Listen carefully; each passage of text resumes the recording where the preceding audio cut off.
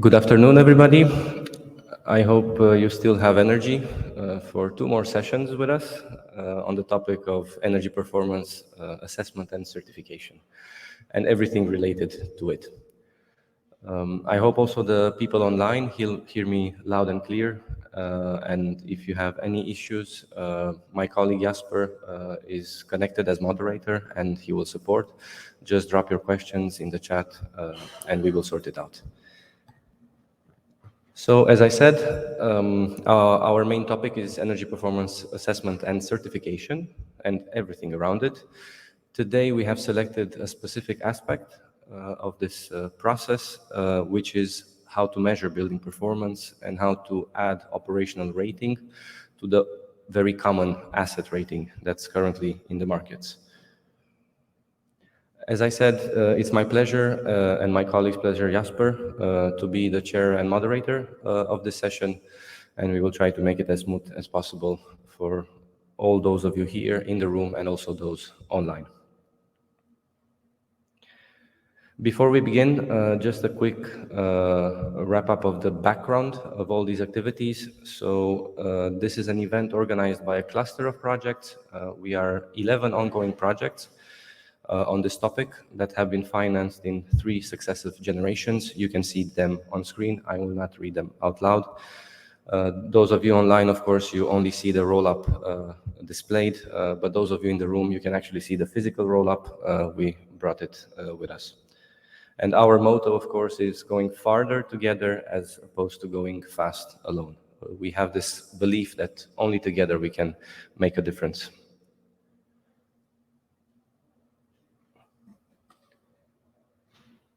Okay, now it's back. We've been before at Sustainable Places last year. Last year, the topic was on smart readiness indicator. So let's say the smart building aspects of building performance assessment and certification. And this operational rating and measured building performance is only a natural follow-up, as you need a smart technology to go further in depth and make the assessment and certification closer, bring it closer to reality.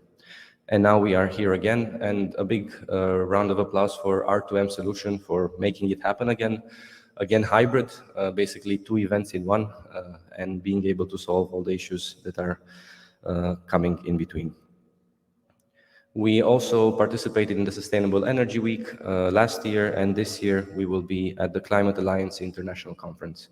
You will receive the slide deck following this event, and behind all the images you will have links, so you just click yourself through more details.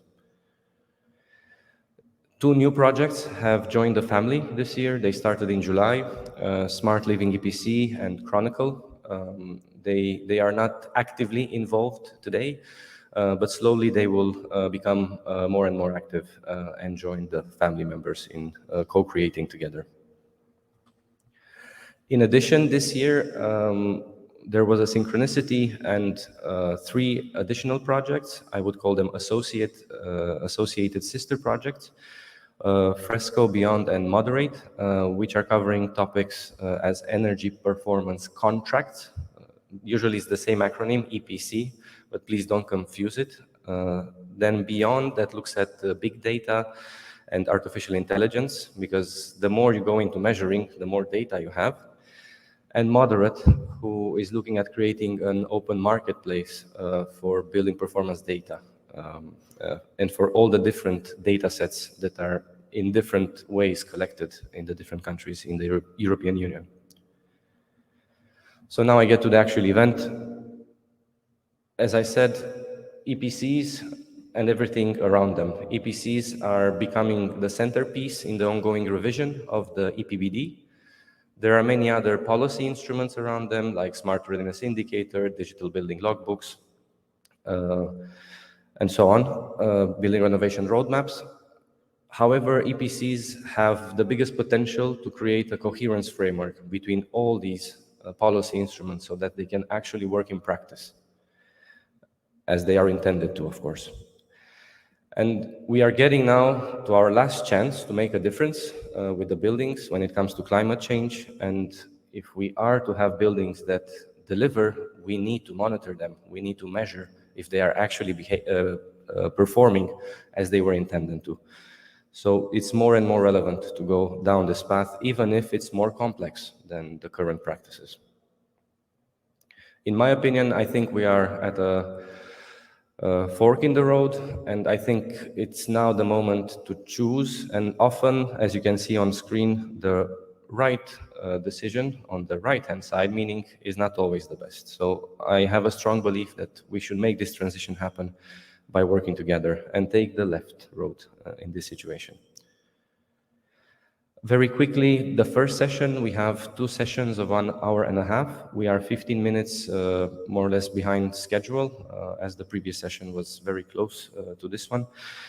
So in a nutshell, we have 3 guest speakers, which I'm very glad to have accepted our invitation.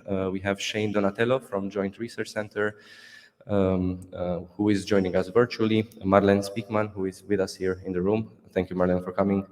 And Judith Kimpian, who is also virtually attending. And then we have a panel in which we invited the associated sister projects, Fresco, Beyond and Moderate, Juan Antonio Aranda, Tassos Tsitsanis, and Lucas Kranzel. And then all of them, depending on how much time we still have available, will exchange and hopefully answer your questions. Those of you online, if you have any questions as the presentations flow, just drop them. My colleague Jasper will try to select the most relevant ones and try to cover them here. If not, we will cover them after the event. So I give the floor now to our first virtual speaker. So, Marlene, the floor is yours. I'll not say anything more. I just press this one. Yes. Okay. Hope I am here it loud and clear here as well as online. I'm not muted there.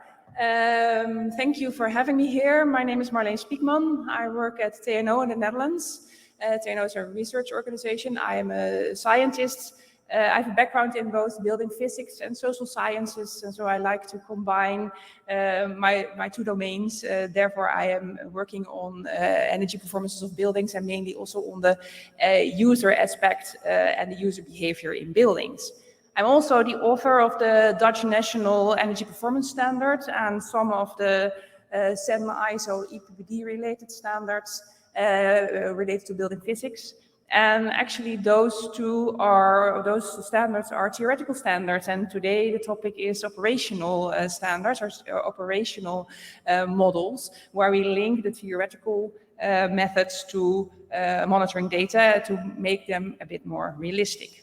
So to show you which kind of energy performance of buildings assessments there are and why not always monitoring data or using operational data is possible or the best way. I showed you this scheme. Of course, when you design a building, the building is not there yet.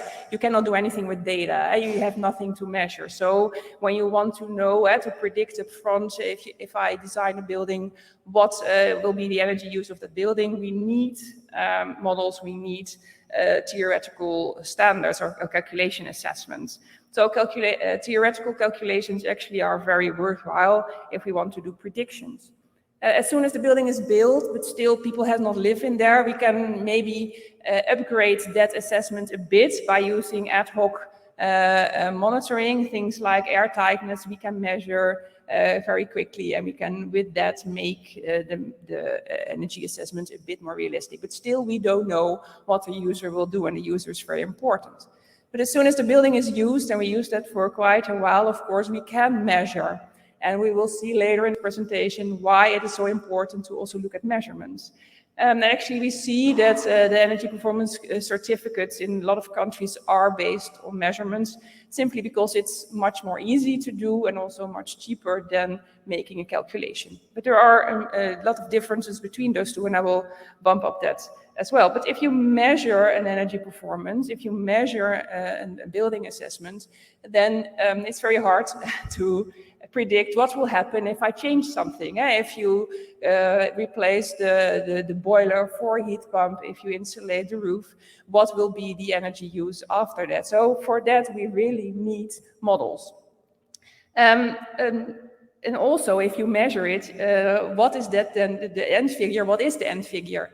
Is it the status, the quality of the house? No, it's the combination of the house and the user. So if the user is very energy efficient, the house uses, of course, much less energy than when you have a user that uses a lot of energy. But still, the label then is much better than in the other situation. So therefore, we think it's very good to make a combination of the theoretical energy performance assessment combined with data to make it a bit more realistic. And that is what we are working on at the moment, to make this combination and to calibrate the model.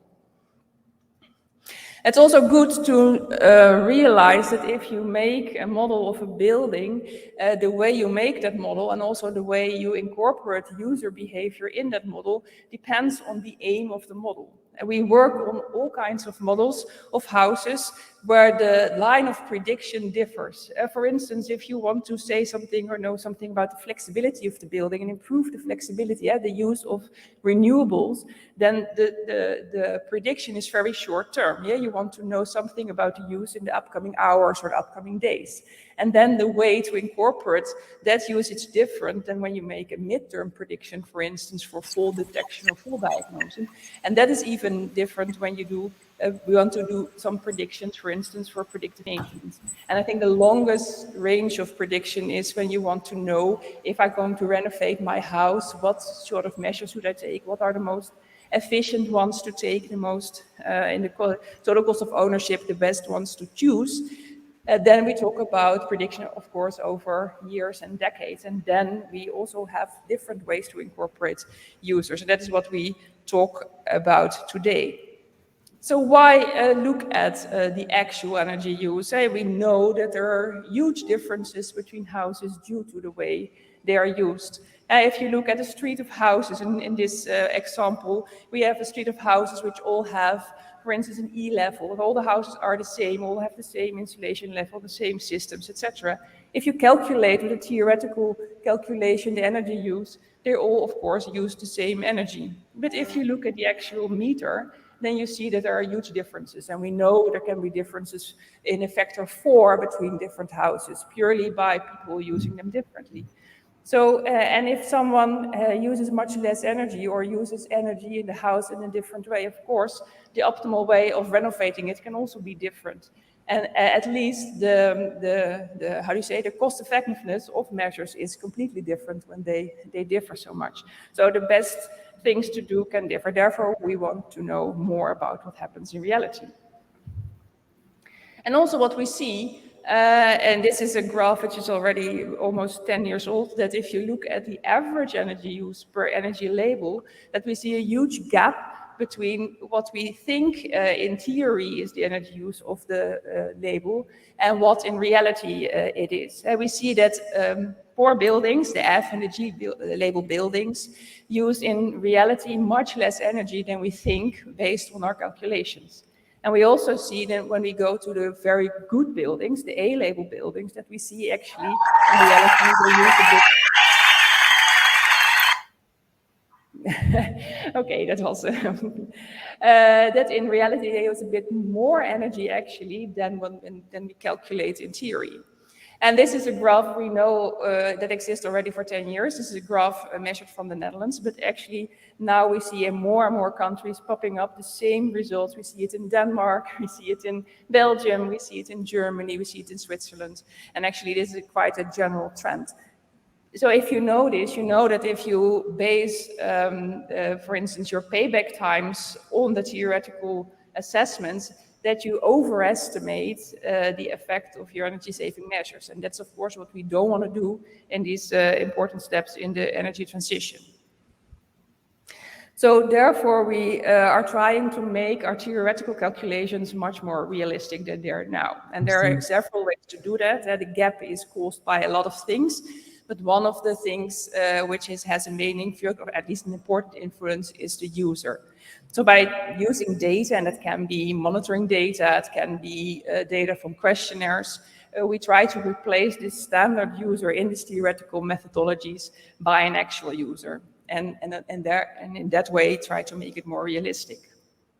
The first project we did that was many years ago. It was, you see here the example. It was a social housing street in Emmen. It's a city in the Netherlands, where a construction company renovated the houses towards nearly zero energy.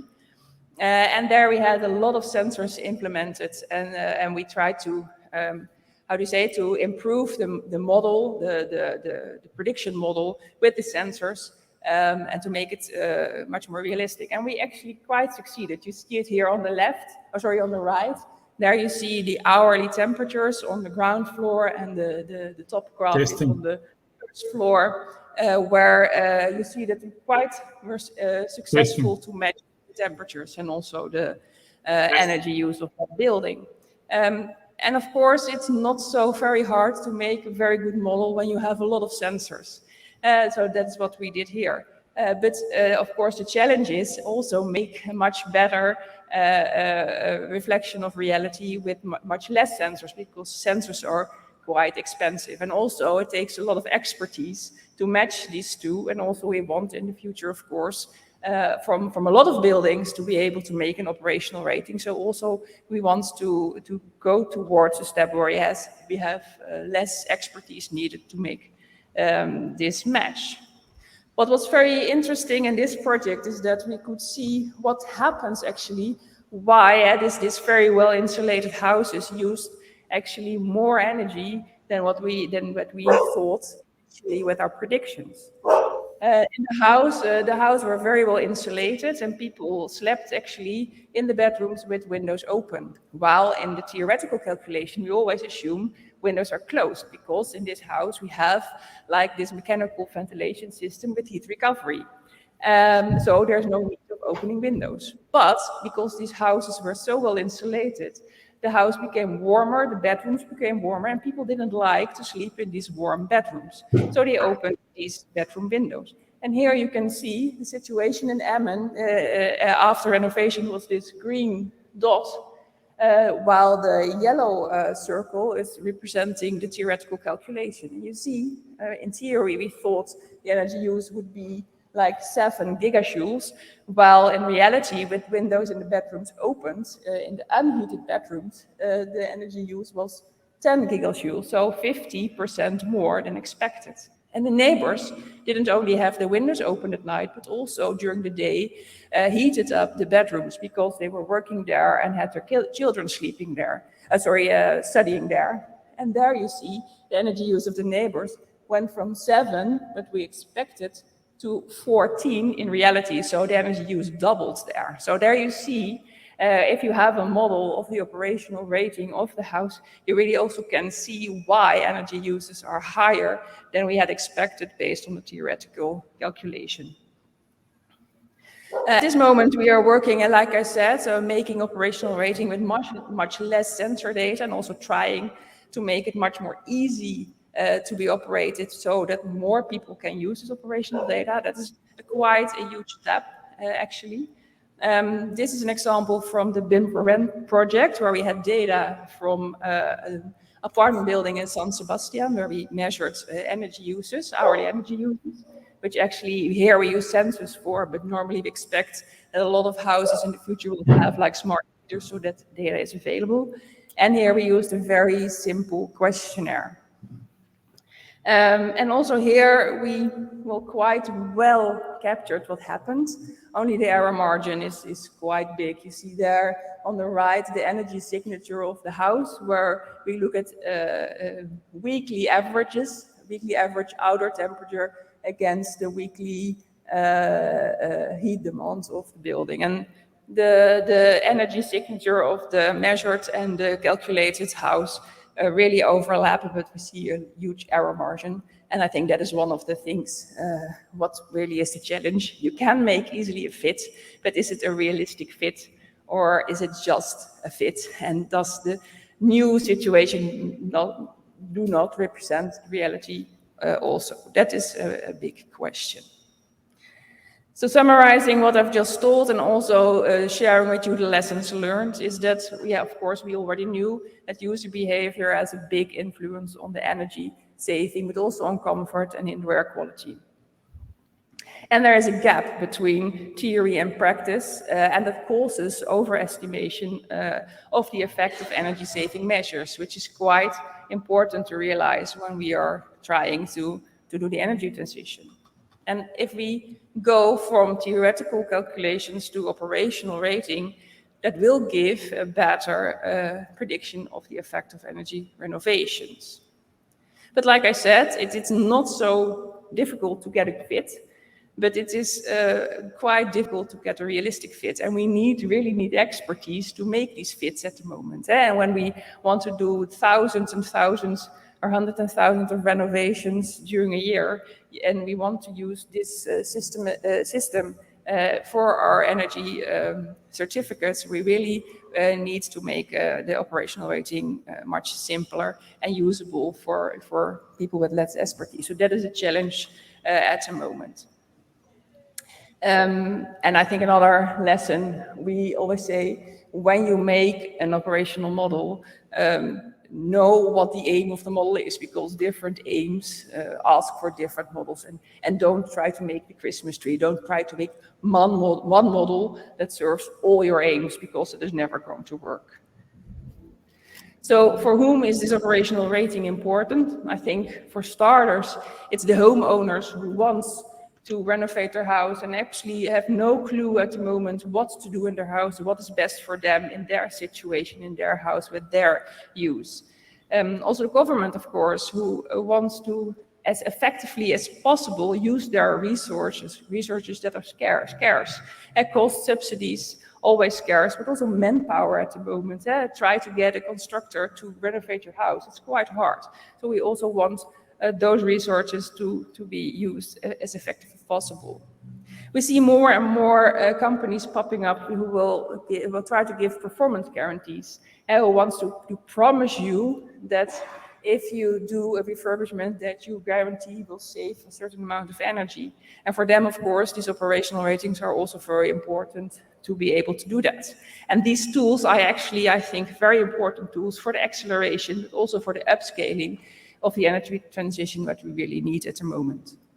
And maybe for housing corporations, that's a different thing. They have this huge asset of houses where it might be more important to get a good average fit instead of an individual fit of all the houses there. But still there also, it's of course very important that on average, there is no gap between operational rating and asset rating.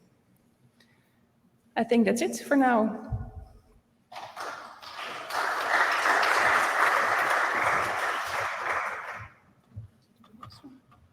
Thank you very much, Marlene. I think the technical issues have been resolved, and I can go back, actually. Apologies again. You need to close your eyes now again a bit.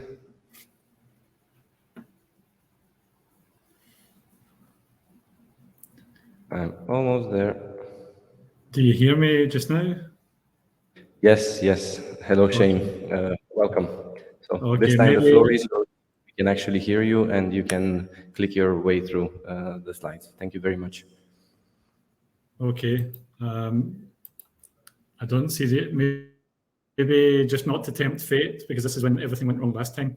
If you could just click through the slide deck for me, then I'll just say next slide, and you can do that.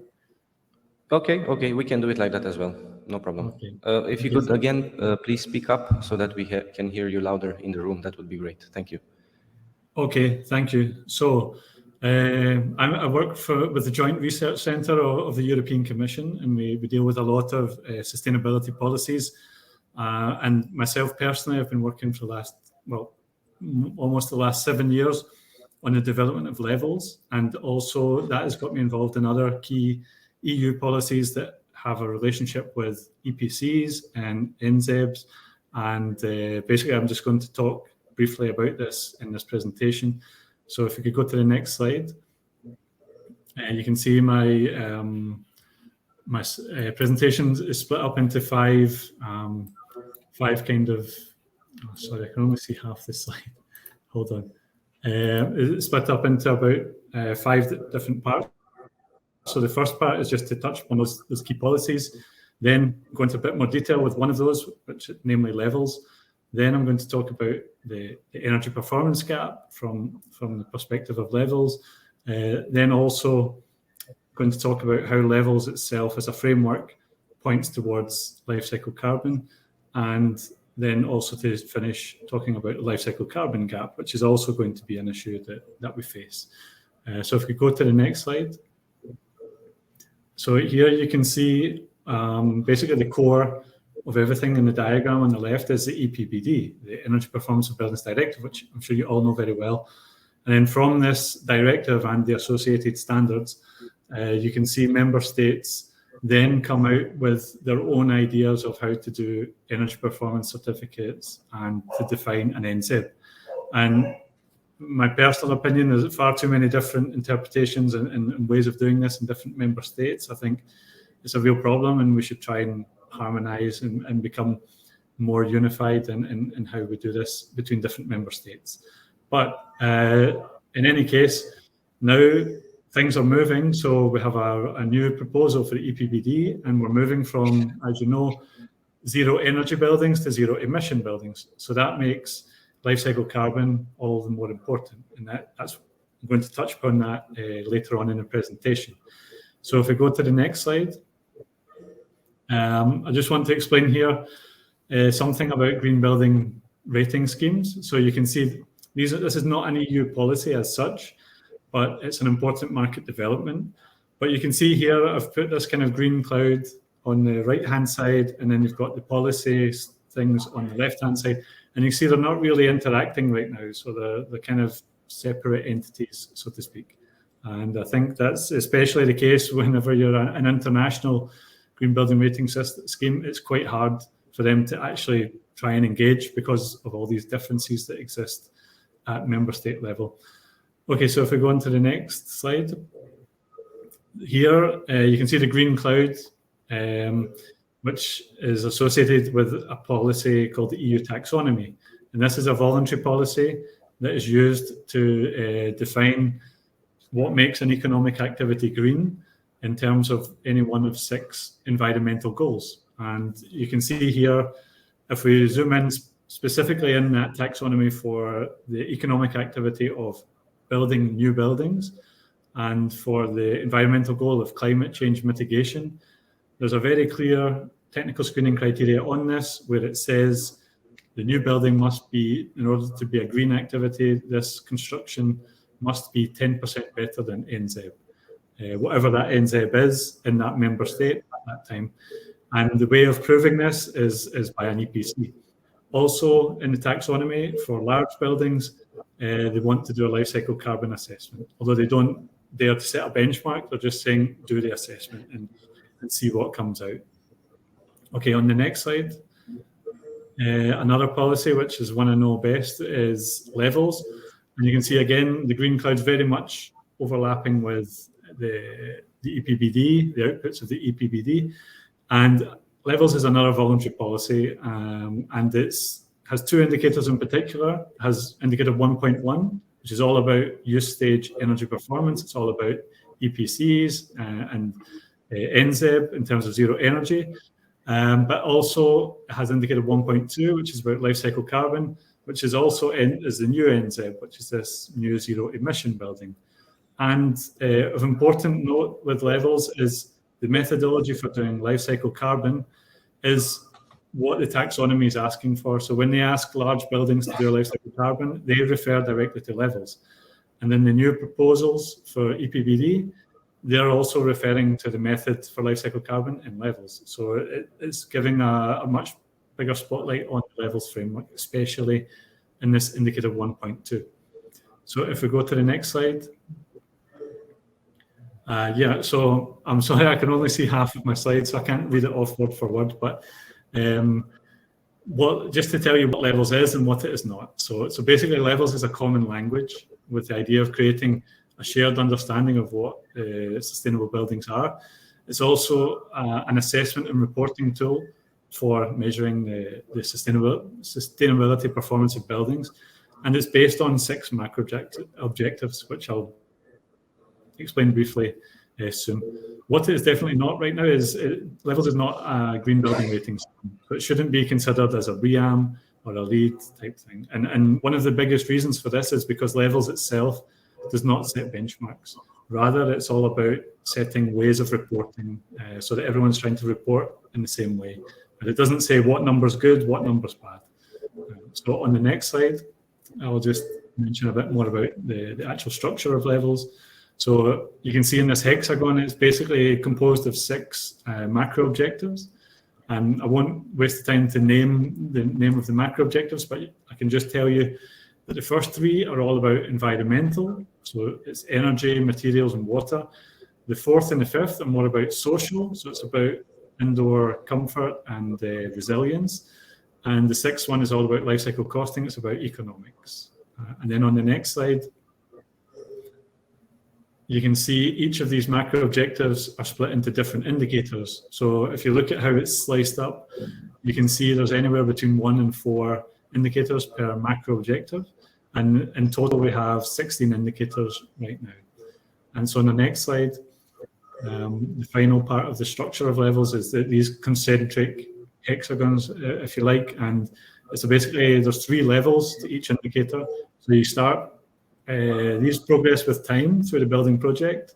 And so level 1 is really at the beginning of a project when you're at concept design. And this is just very general kind of considerations and discussions that you have to have. There's nothing quantitative coming out of level 1. It's more qualitative. Then you get to level 2 when you're starting to get into the detailed design of the building. And at this stage, you can start producing quantitative calculations and results. And then level 3 is when you've actually finished building the building and you want to see how it performs in real life. So again, you can take quantitative measurements of this and you can actually compare the level 3 result with the level 2 result, and then you'll have this idea of a performance gap. So if we carry on the next slide. So if we were looking at indicator 1.1, use stage energy consumption. So you can see here, like the difference between level 3 and level 2 would be this black arrow, and level 3 would be the result in this solid green area, and the level 2 result would be the number you got when you're doing the detailed design with the area with the green and white stripes. And these would both be results in kilowatt hours per meter square per year, and then you would compare the numbers and you would see the performance gap that you get. So if we go on to the next slide, here, behind those final numbers that you would get from Levels is the kind of the reporting format. So you can see here, there's like a lot of, I think it's 10 different indicators you could generate from Levels, and 3 of them were highlighted as mandatory. So those are the ones that are in the more bold grey colour.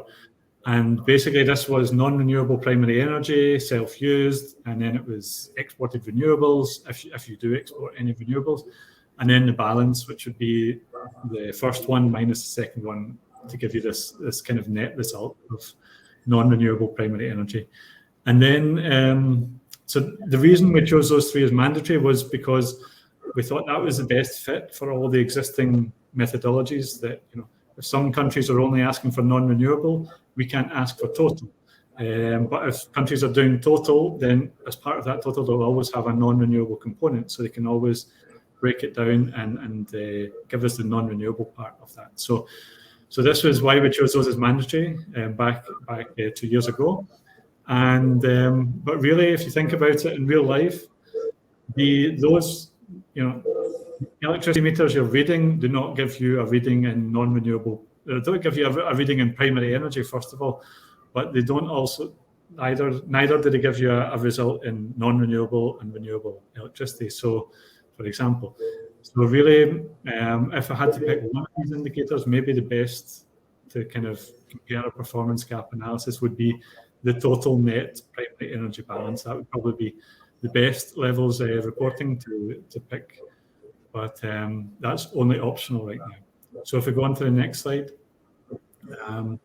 I dig a bit deeper into Levels indicator 1.1, and you can see here there's like information behind those final numbers that would have come out on the indicators on the previous slide. So you can see here it's broken down into building technical systems, the EPBD technical systems, and then there's an an extra row for other, which would be the kind of plug loads, and then there's another row for exported energy, and then you can work your way from left to right, starting with the energy needs, considering the system efficiency, one row for each energy carrier, and then you can break it down into non-renewable primary energy factors, renewable primary energy factors, and then you can add them together to get the total primary energy. So all the numbers can go in. This is the levels reporting format and how we want it to be done. But also it's worth noting that the real big differences in the performance gap probably going to come from this other. And I'll touch upon that a little bit more in the next slide, where you can see even if you had a building energy management system installed and it was monitoring the energy flows for your heating system, your cooling system, ventilation system, even if you had all that installed, you might not get the right data to that level of detail if you have your ventilation and your air conditioning system combined, if you have space heating and domestic hot water coming off the same boiler, if hot water is going through radiators and it's also going to your hot water tap, you might not, even though there should be different circuits, because it's coming from the same boiler, it's hard to say what gas is going where. So it's very difficult to match the theoretical with the actual. Also, it becomes a lot more confusing when people take away the technical system and put the same energy needs, they get those same energy needs via portable devices. So for example, a plug-in heater that's portable, lamps for lighting, fans for ventilation, portable fans. And then there's the added and increasing cost of variation, which is the plugging in of electric vehicles at the house. So if we go on to the next slide. So that's all to do with the energy performance gap. Now we look at the carbon. And this diagram, I just want to show you how many different of the 16 indicators and levels lead towards whole life carbon. So you can see here, whole life carbon, you take one step back and you have use stage energy consumption, indicator 1.1, and you have materials, indicator 2.1. And you can see the energy is broken down into other indicators. So for example, the ventilation to get your indoor air quality, and indicator 4.1, the heating and cooling, to get thermal comfort, electricity to get lighting, and so on, and to get your hot water as well, indicator 3.1. And then also the materials are linked to other indicators, because if you want a resilient building, that will affect the choice of materials and the quantity of materials you use. If you want better lighting, you need more glazing. That also affects the materials. If you want good acoustics, you'll need better insulation. That affects the materials. And so if the building is designed for deconstruction, that will improve your Module D results for life cycle carbon, because those materials could be reused in another building. And so it's all interconnected in a way. But that's how this works. But really, it's all about embodied carbon, indicator 1, and use stage carbon, indicator 1.1. So if we go on to the next slide, this is just to briefly show how levels want you to report life cycle carbon. And you can see on the top left, you have, it's based on the EN 15978 standard. So it doesn't go against this standard in any way. It does have a breakdown of the modules. So you can see in the columns of the levels reporting format, you have module A, module B, module C, module D. So these are the different life cycle stages of a building. And then you can see the different rows. You have a breakdown of fossil carbon, biogenic carbon, and land use change carbon. And those can all add up together to give you results for each life cycle module of the building. I will put a link on the slide for the JRC user manual for indicator 1.2. And if you read that manual, you'll find that levels defines a minimum scope for embodied carbon, which is an important thing, because you need to compare apples with apples. If anyone ever wants to set a benchmark for embodied carbon in a building, then you have to say what's in the scope and what's out the scope. So levels defines a minimum scope that we think all buildings should do. Also provides default service lives for different building elements and technical systems, in case you don't have a better idea. And it also provides a list an indicative list of different LCA software and databases that should be compatible with reporting in this way. Okay, so if we go to the next slide, which I think is the penultimate one. Well, okay, here you can see again, like the energy performance gap, the life cycle carbon performance gap is going to be the difference between your results at level 2 of levels and level 3 of level. And the main sources of variation there this time, first of all, it's the energy performance gap is also going to create a life cycle carbon performance gap. But also, and could be a big error here or uncertainty is how are the grid electricity carbon factors going to change over the next 50 years? Who can really know that? Maybe we had some utopian vision a few years ago, but after Ukraine and Russia, everything's not certain right now. So who can foresee 50 years into the future what is going to happen? Then on the embodied carbon side, the idea here is, again, we're using the same scope for building elements as you were in the design stage, as you are in real life later on. And was your generic data in the design accurate compared to the specific data when you actually bought the materials yourself? And again, also how long do these elements last in real life compared to your assumptions? So the penultimate slide now, which is next. Here, I just want to say that it's a caveat really for life cycle carbon that it's always just an estimate. You're never going to get the real number. And it's a case of how accurate can you be, how much uncertainty can you minimize. And you can see here, just going from left to right, you can see how a building starts as a design on a piece of paper. It's then materials and energy are going in, it's finally built, and then it's maintained and operated until it reaches the end of life. So you can see here at the beginning, you have high uncertainty because you don't really know exactly what materials you're going to use. You don't know yet how much waste you're going to produce. Lots of things can change. But as you get to completing the building construction, you have more certainty on the embodied side. You're really quite happy. You get a much more accurate result.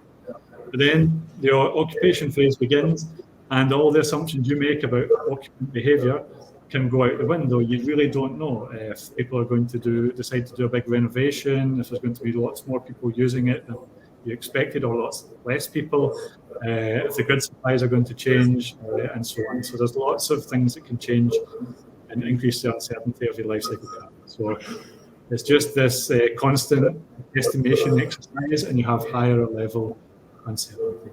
So that was all, and these uncertainties will affect the life cycle carbon performance gap. So that's all I wanted to say there. And now just to conclude on the next slide. So all I wanted to say is that levels, the idea behind levels is it's a voluntary policy that is trying to become a common denominator for other EU policy and also for green building rating schemes. It's also has quite a comprehensive approach to reporting on usage, energy consumption that we think is able to handle all the different member state methods right now. But this could change, or it might not be 100% true right now. Likewise, on the life cycle carbon side, levels are starting to have a big influence because now we have these links, these hardwired links to the EU taxonomy and the EPBD proposals. So we think this is an important step towards having a much clearer method on life cycle carbon. And also, we have to be aware that there's actually a new EN 15978 standard coming out anytime soon, within the next year, I imagine. And we also need to be aware that how this might affect these methods. So that was all I wanted to say. I'm sorry for technical delays and everything. I hope you heard me okay.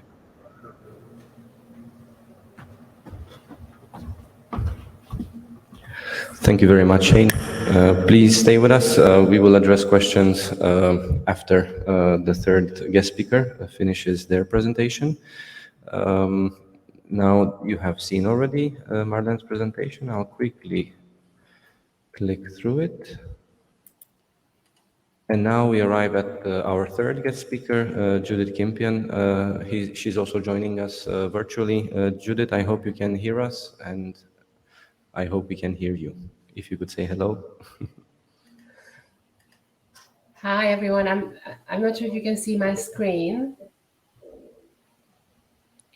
Maybe We actually show the slides from the room. We hear you well. Maybe if you could speak louder as well, that would be helpful. I think Thank your you. colleague said that I would be able to show my own screens, my own slides.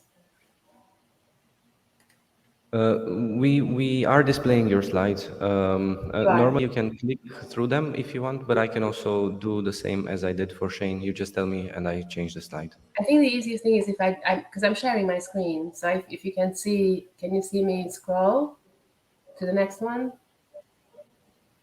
No, we do not see your screen. We are displaying the screen here from the physical location.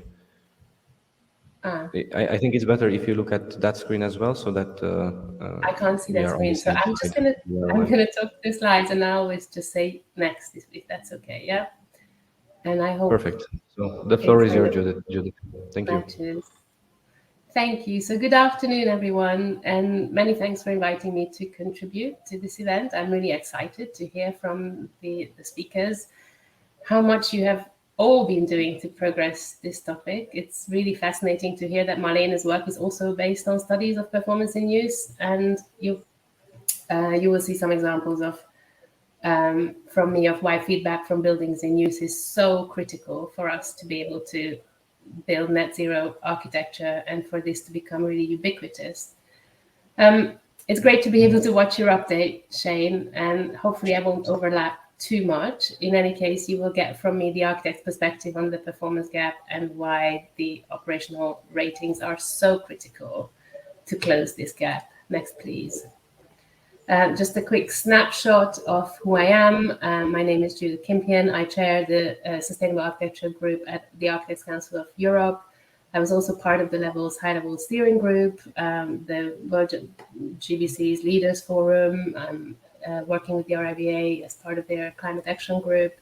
I also teach net zero architecture and design and policy at UCL for all my sins.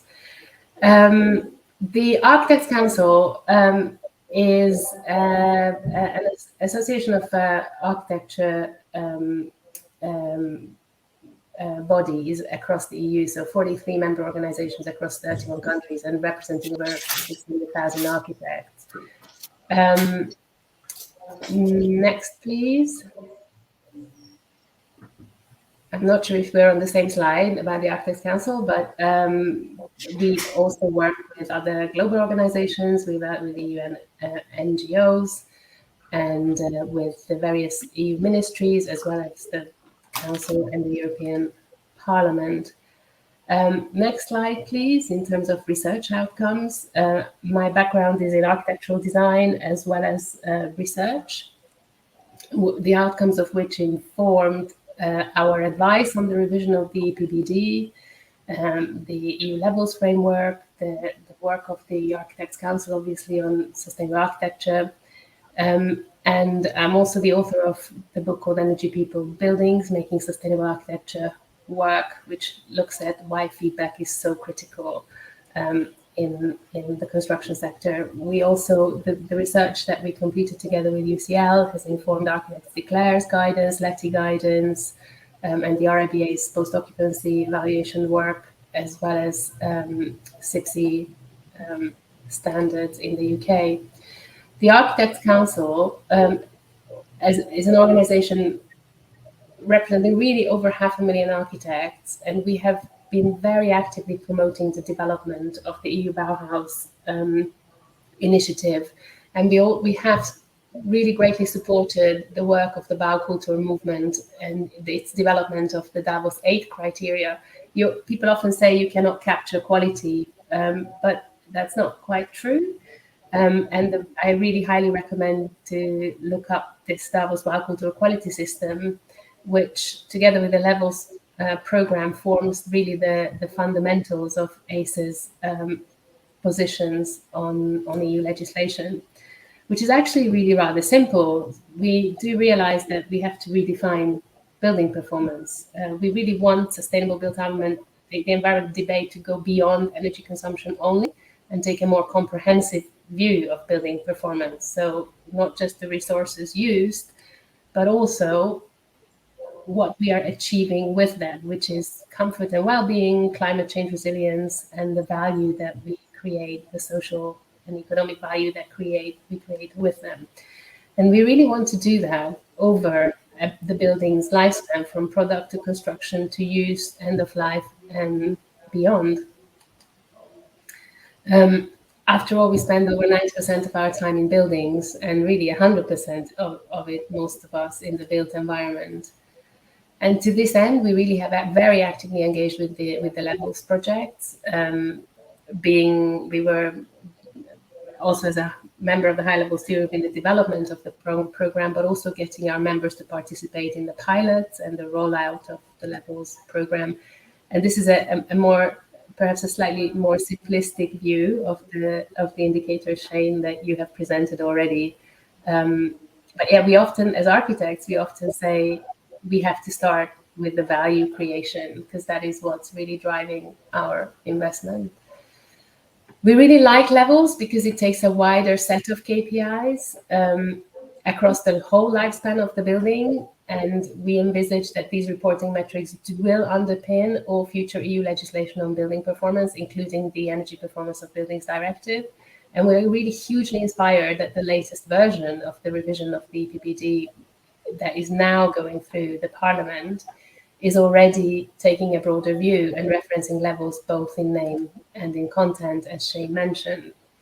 We also like Levels not just because it talks about what we achieve with natural resources and the time span, the lifespan, but because it aligns with the project timeline, so the project's workflow, tackling whole life performance.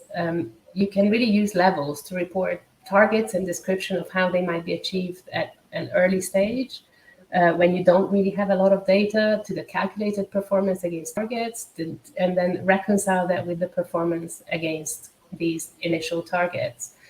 But we do recognize your point about benchmarks, Shane, was that it is absolutely critical to create a level playing field and to incentivize the sector. So we really need more data, as well as a level playing field, which can really only be achieved by legislation, which is why we are promoting so much that this needs to be embedded in the EPBD currently. And also, why the EPBD? Many people ask, why would you alter the Energy Performance of Building Directive to do things that it was never intended to do? Well, the Green Deal originally set out the need for a comprehensive review of all building-related legislation, but actually that review not take place. Instead, we got the EPBD revision and the Fit for 55 package. So what you are seeing is that the sector really looking to see tangible improvements in building performance, wanting to push everything onto the EPBD because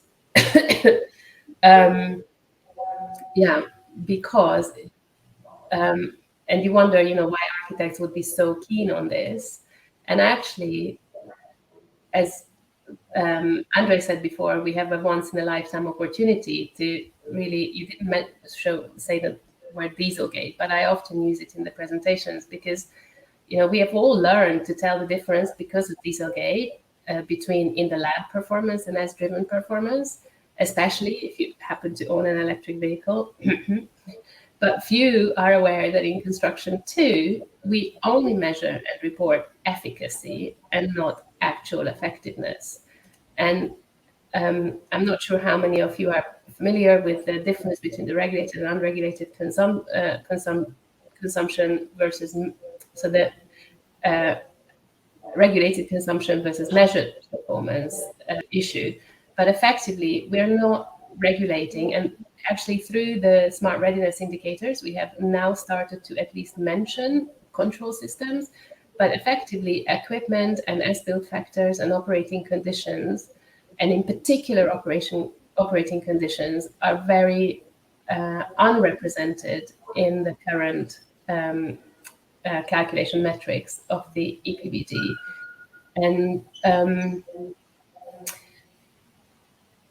And so designers and, there's a reason why we did this, because in practically speaking, designers and contractors cannot be made responsible for how occupants use buildings. However, the current system really causes clear accountability and quality issues and all sorts of market distortions.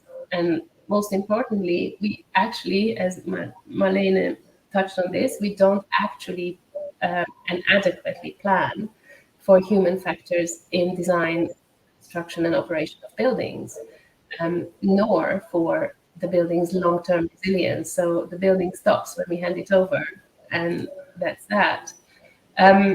This is my slide of the one of the research projects that we did, funded by the UK government. If looking at the examples of 7+ buildings, we looked at under the UK Building Performance Evaluation Programme. We measured 50 non-domestic and 100 domestic projects, and there we detected huge anomalies between expectations and outcomes. Just to be clear, so the company that I worked for at the time as Director of Sustainable Architecture and Research, we only studied within the scheme 7 buildings, but many more just associated. And also the final report, we were very lucky to be able to work with the group to upload the data to the first crowdsourced data platform in the UK called Carbon Buzz then. So the unintended consequences of the performance gap. So here you see the 7 buildings, energy bars broken down to end users, heating, hot water, cooling, ventilation, lighting, and appliance loads. And as architects, we can really relate to these energy bars. But what you see is what was calculated and adjusted for the as-built building is still far from what the buildings are actually metered to be using. And getting this data out of buildings is incredibly difficult at the moment. The final report highlighted some of the causes of this underperformance. And you see the biggest causes: commissioning, occupant behavior, system operation, measuring issues, were some of the biggest problems, including workmanship and design. I don't know if we are on the same page, Andre, because I forgot to keep saying next, please.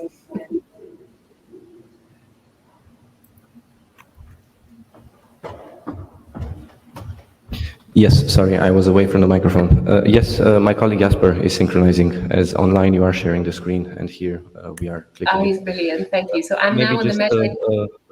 A casual reminder that if you could move along to the slide so that we could get to the next presentation. Yeah, I'm nearly done. We would appreciate it. Thank you.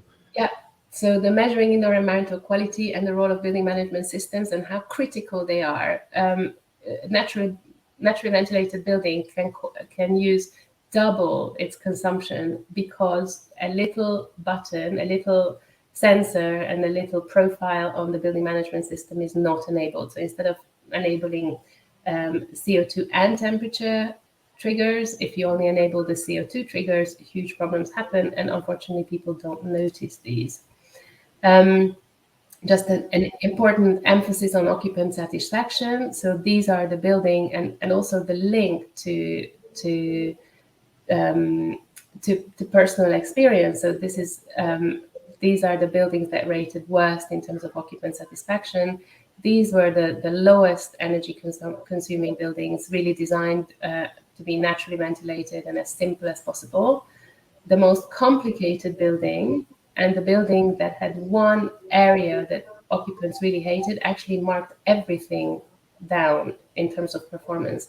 So just because they didn't like the acoustic conditions, they hated the design of the building. It's a really important point about occupants' experience of the building, one which we don't highlight very often, the human factor. And the open door in the middle of winter that makes a howling gale blowing through the entire ground floor of a school building, which means that £750,000 worth of a ground source heat pump was never enabled because the heat flow, the flow temperatures needed were much higher, so the whole school was running on the backup boiler. So what can we do, and why are operational ratings so important to overcome these? And one of the things that we architects always promote is a kind of building performance register, which is similar to what you always talk about in terms of the building logbook, so that you can actually track all of these important contributors to performance from plan to design to procurement to use and to learn from the project. And we called it often the golden thread, using Billboard S's words. And this reconciliation between design versus as-built versus in use. So what we would like to see, this process of targeting operational performance align the project team incentives much better. So with more intrinsic feedback loops throughout the design process, everyone actually ends up targeting operational outcomes. And within this, the building performance register becomes a kind of depository of this critical data. And we're also very keen for this to include the bill of materials too. So this validation process gives accountability where actually currently very little exists. So if we zoom into this critical part of the timeline, commissioning happens to be late on most buildings, and the first year becomes the year of seasonal commissioning and adjustments. This is when the meters get reconciled, when all the set points and profiles are checked and adjusted, then the openings are serviced, the manuals are finalized, as build information is transmitted to the building owners, and in standard design and build contracts, this period is actually a mess. If performance clauses are properly set up, on the other hand, then most issues can be rectified really quickly without adversity while the original project team is still on board. And what the EPBD has historically lacked is the implementation of this measurement and verification protocol for the as-built building in year one, when the landing period ends, and the benchmarking of the actual operating building once it's settled with its occupants and users. So we would really like to see energy performance certificates that not only communicate asset ratings, but are validated by actual achieved performance, both in terms of as-built, embodied, and operational carbon. And we hope that way we might begin to appreciate the role of the user experience in design, really, which is fundamental, really, in product design. It's so lacking in construction. So we want to see people stop seeing occupants as an impediment to performance and design for them as end users. So 2 ticks on the energy performance certificate, one for the as-built validation and one for the in-use one. And this reconciliation is the bit that isn't currently defined yet in the EPBD, but is so critical. If you plan early for this feedback, then actually the cost of this is really low and a fraction of the cost of the project, and much lower than any cost of reconciliation would be if you didn't plan for it in the first place.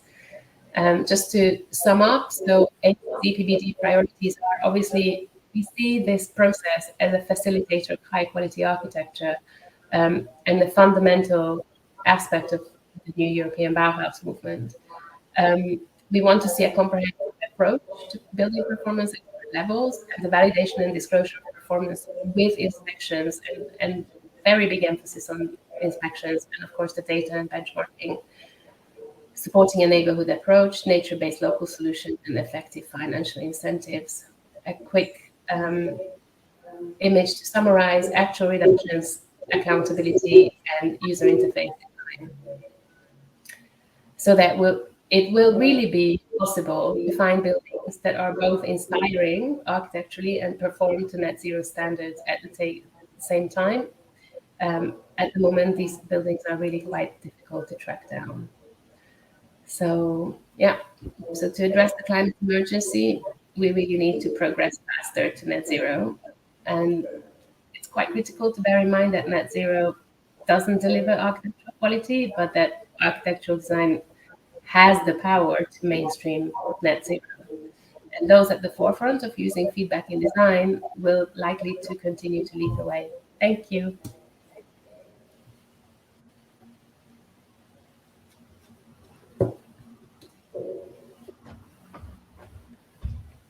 Thank you very much, Judith, for yet another setting the scene keynote. We get now, I will not make any remarks, although I have quite a few. We jump directly to our 3 additional panelists who are representing Fresco, Beyond, and Moderate projects.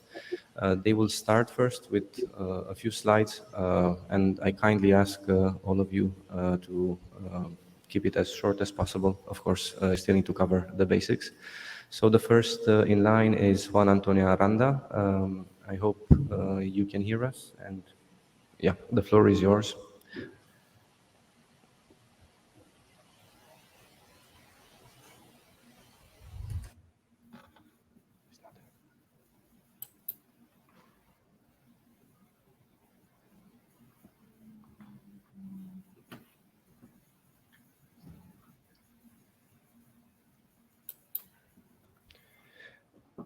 Okay, it seems that Juan is not there, so we'll make again a switch. I think Tassos Tsitsanis, you are already online. So again, everybody please close your eyes.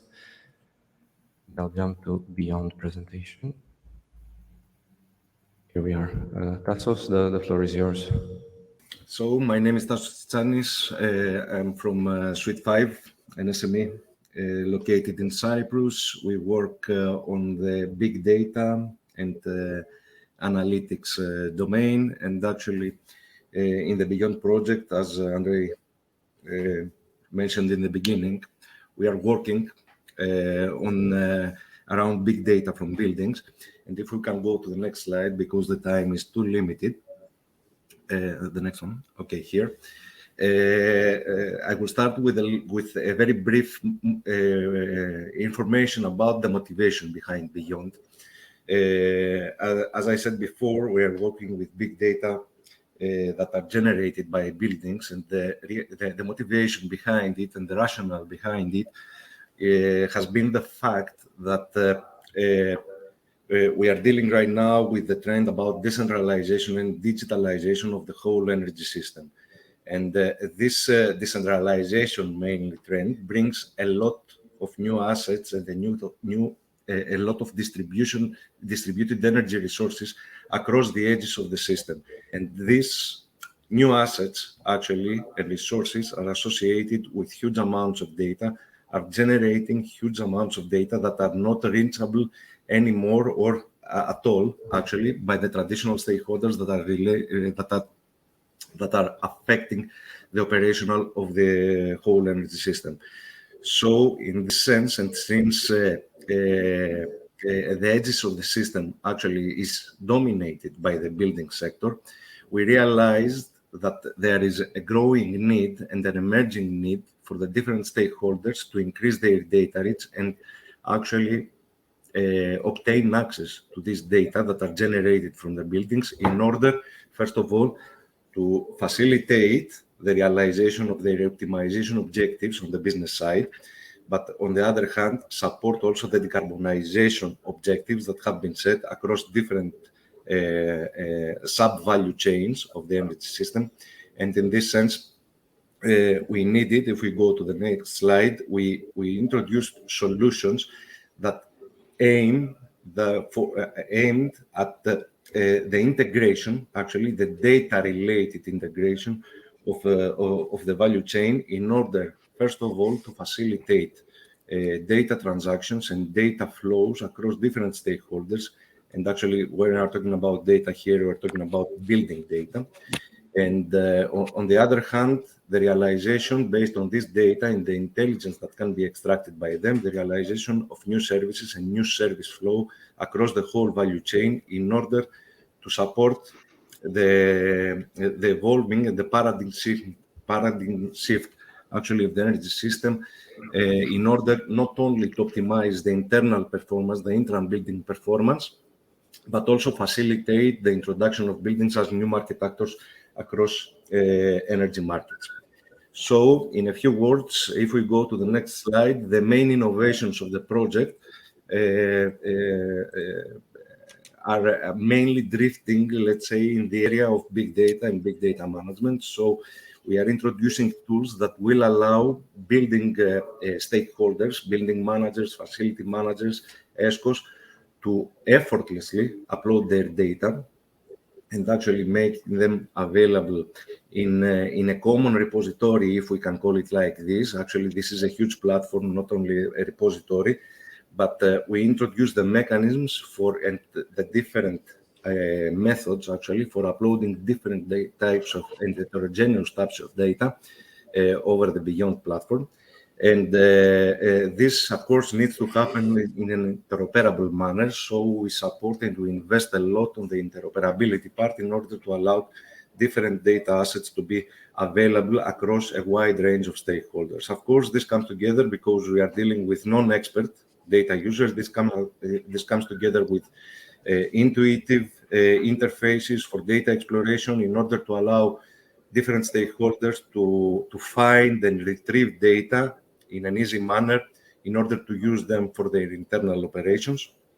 And of course, what I need to highlight here is that Beyond is not only about collecting data, is not only about analyzing data, but the most important thing is the data sharing part, where we introduce mechanisms and formalized contracts, actually, in order to make this data purchasable and monetize the data that are collected from buildings, that are generated and collected from buildings, in order also to give new motivations and new incentives to building stakeholders, to building owners, to building occupants, to share their data and support further optimization across the whole value chain. If we go to the next slide, of course, all these technical novelties on the data collection and the interoperability and processing part needs to come together with a very strong privacy and security aspect. So we introduce mechanisms here in order to safeguard sensitive data and personal data that are collected by occupants of the buildings, and allowing them actually to always keep control of whatever happens with their data. So who has access to their data, who should have access actually to their data, what type of data they want to share with each different stakeholder, what level of anonymization will be applied over this data, and so on. So I don't have a lot of time to get into the details, but actually the key point here is that we allow the data owners, which are the building stakeholders actually, to decide and define what exactly will happen with the data from the perspective of security and privacy. Now, if you go to the next slide and the next one, okay. In order to validate our concept, we are introducing, and our platform, we are introducing a set and a bundle, actually, of added value applications for different stakeholders. I will focus mainly on the one that is highlighted with bold in this slide, which is the Building Energy Performance and Smart Readiness application that is destined for energy service companies, where we are not actually, because you have very well understood that we are not focusing from a research point of view on the operational rating part. We support, of course, the operational rating part with richer data and more fine-grained and high-quality data in order to validate our platform. So if we go to the next slide, we have developed a specific application for this part, for the energy performance and smart readiness certification. We complement these two aspects, the energy performance and smart readiness, in order to provide a consolidated view of what happens with the building. And some key points, actually, in relation also to the workshop and whatever has been presented before by the other panelists, is that what actually we focus on is to populate the application with very granular and enable, let's say, an AI-supported dynamic energy performance assessment with the use of electronic display energy certificates. So we apply a variety of statistical and machine learning algorithms and analytics in order to disaggregate, denormalize, renormalize energy consumption as we measure it across different meters, across different devices, in order to come up with a granular, to the extent possible, assessment of the energy performance, the operational rating, actually, of the building, even in smaller time intervals than the annual that is the usual practice. The normalization, of course, the overall methodology that we follow is not something new. We are mainly stepping on the operational rating methodology that is followed in the UK, since, as I said, we are not working on, from a research point of view, on defining a new methodology. And of course, we complement the rating part with more advanced and fine-grained analytics to allow the different users, the ESCOs, but also the building occupants, to spatio-temporally drill into performance aspects, define outliers, identify what might go wrong with their building, what does not go as expected, actually, and simultaneously receive some assessment based on the two types of surveys that are followed for the smart readiness certification with regards to the different criteria and the different categories that are assessed under the smart readiness assessment framework that is promoted by the European Commission. So all these solutions addressing both data and energy applications part are tested in 4 demonstrators. We are currently entering actually the demonstration phase, and hopefully next year with a new get-together, let's say, with regards to this issue, we will have also the opportunity to provide very detailed results from our demonstration activities. I hope I was quick enough, Andrei, to give also time for the other speakers. Yes, thank you very much, Tassos. We jump back, sorry. Again, close your eyes. We go back to Juan. Just a second. I'm almost there. Yeah. Here we are. Hello, So, can you hear me? Juan Antonio Aranda, I think now we can hear you. Can you Speak hear as me loud now? as you can, and let me know when to change the slides. Please, the floor is yours. Okay. Hello? Yeah. Yes, yes, we can hear you. I hope you can hear me. Can you hear me? Yes, yes, we hear you loud and clear. Okay. Just if you could speak a bit louder, that would be helpful for us here in the room physically. And let me know when to change the slide, please. Thank you. Okay. The floor is yours. Thank you. Thank you. Thanks very much for the opportunity to take part in this interesting panel. My name is Juan Aranda. I work for the Circe Foundation, and I'm the coordinator of the FRESCO project.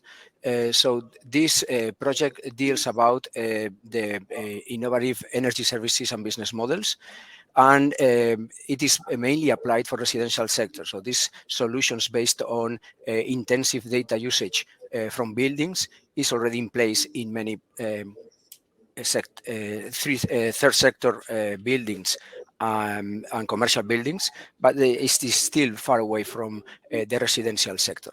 So the FRESCO project tries to contribute to increase the smart readiness of the buildings and allow for somehow the deployment of these innovative and advanced energy services based on the capturing of data and the adequate treatment of data to provide the services. You can move on to the next slide, where I introduce the motivation for the FRESCO project. So in the next slide, you will see the current problems that the EPC contracts are addressing in the residential sector. So the problem is the limited in penetration of the EPC services in the residential sector. So some of these problems deal with the low absolute savings per user or per dwelling. Also the high transaction cost that keeps ESCOs away.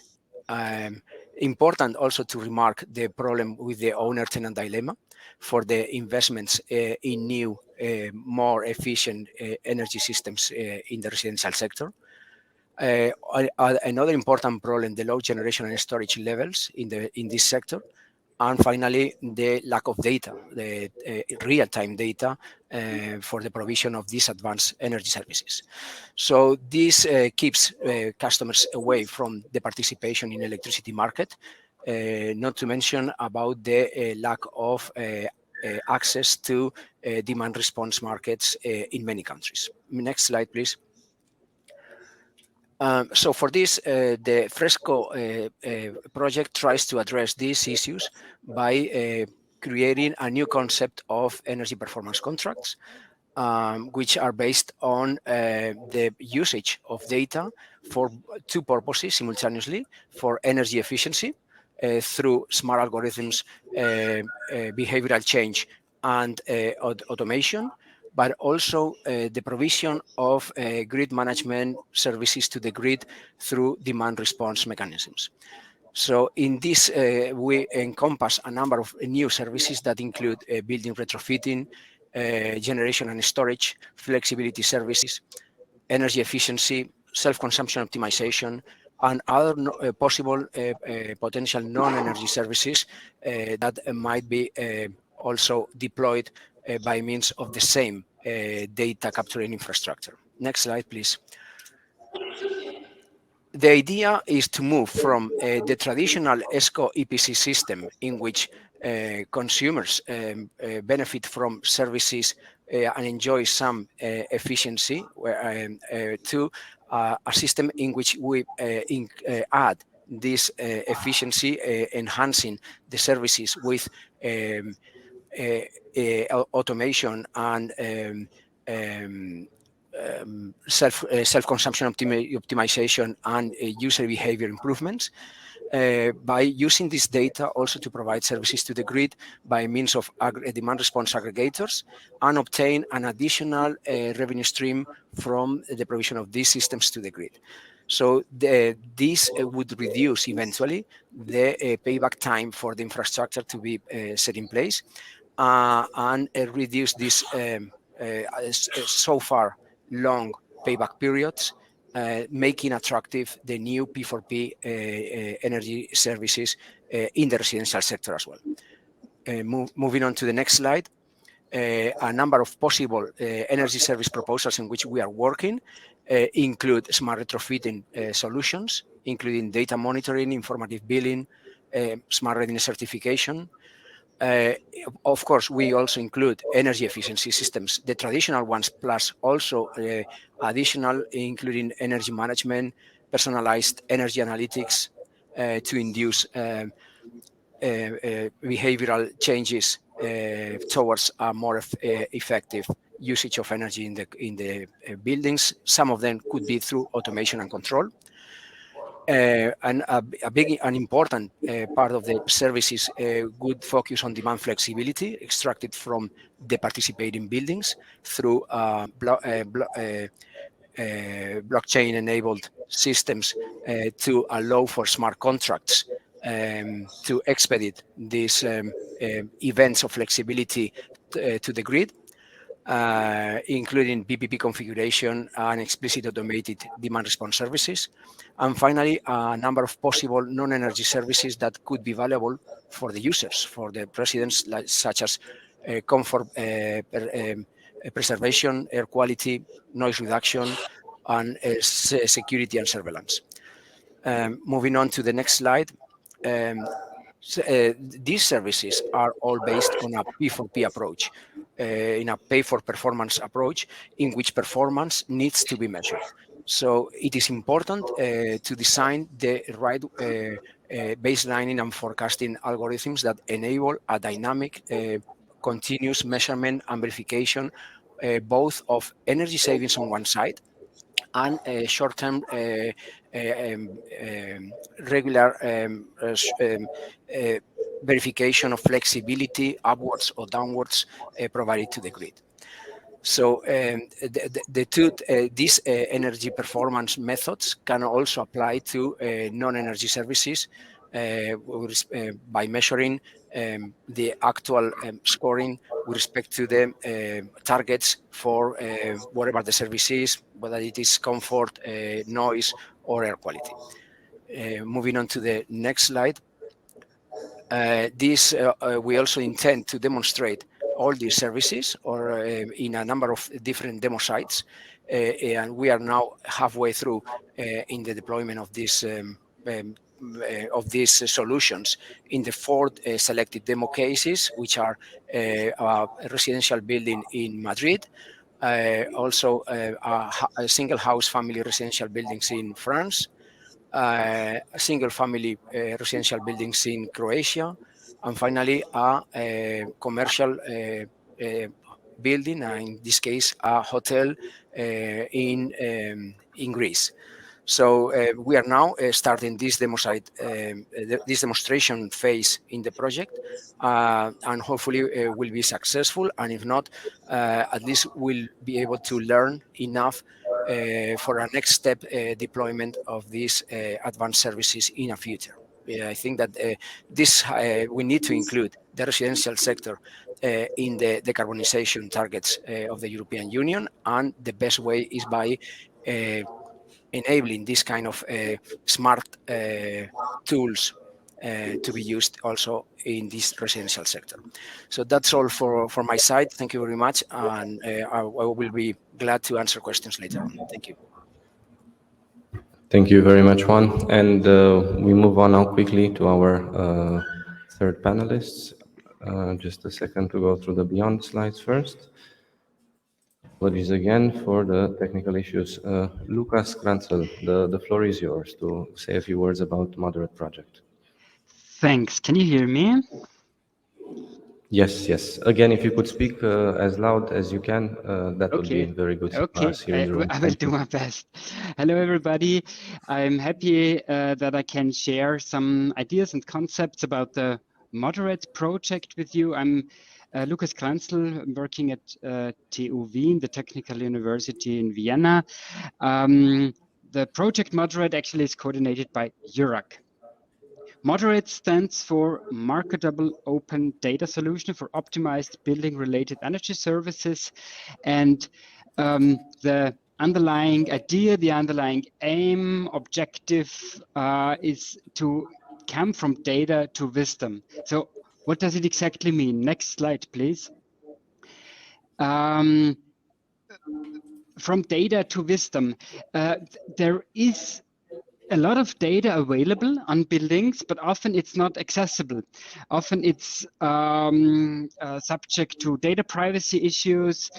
So our aim is to build a marketplace. I think it's a bit similar as Tassos explained before for Beyond. Also, this repository of data nodes, flexible data nodes based on open standards to keep data producers in control of their data sets, to respect eventual privacy issues and ownership issues of data, and then to create from these data sets information by data synthesization and augmentation. So what does it mean? We would apply machine learning techniques to allow the sharing of open data sets while satisfying anonymization requirements and preserving the commercial value of the original data set. So we will create these synthetic data sets which have lost some data information from the original data, but still have sufficient information included to derive knowledge, the next step, and knowledge via apps and services. So we're aiming to develop a collection of open source data-driven analytics to bridge the gap between information and knowledge. And overall, we hope, expect, and have the ambition to create wisdom in the sense of more robust, improved, and consistent monitoring of performance of buildings. Moderate is a Horizon Europe project, started in June 2022 and will go until May 2026. So we are in the very early phase of the project still. Next slide, please.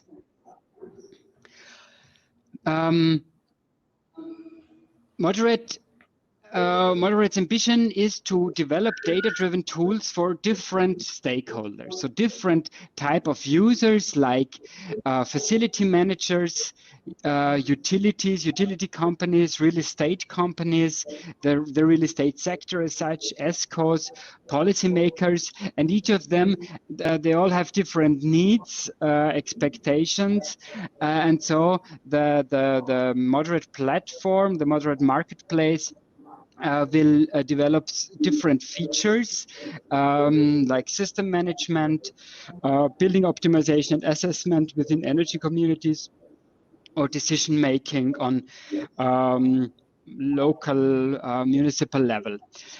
For each of these features, we will need different KPIs, and each of them will build on different analytics like fault detection and forecasting, which might be relevant for facility managers, energy system optimization or energy conservation measure optimization. On the level of communities, the data will be used to develop also tools like or analytics like solar cadasters, an assessment of local energy communities, measurement and verification for building energy assessment or benchmarking tools, and for decision making on stock of buildings. We intend to develop analytics for de-risking, energy efficiency measure of buildings, energy performance certificate harmonization, or geoclustering tools. So from various of these analytics and from these ideas and concepts, you may see that Moderate strongly builds on measured data, strongly builds on measuring of energy consumption of building stocks, and to derive added value of this measured data. At the same time, next slide, please. At the same time, Moderate also is strongly related to EPCs and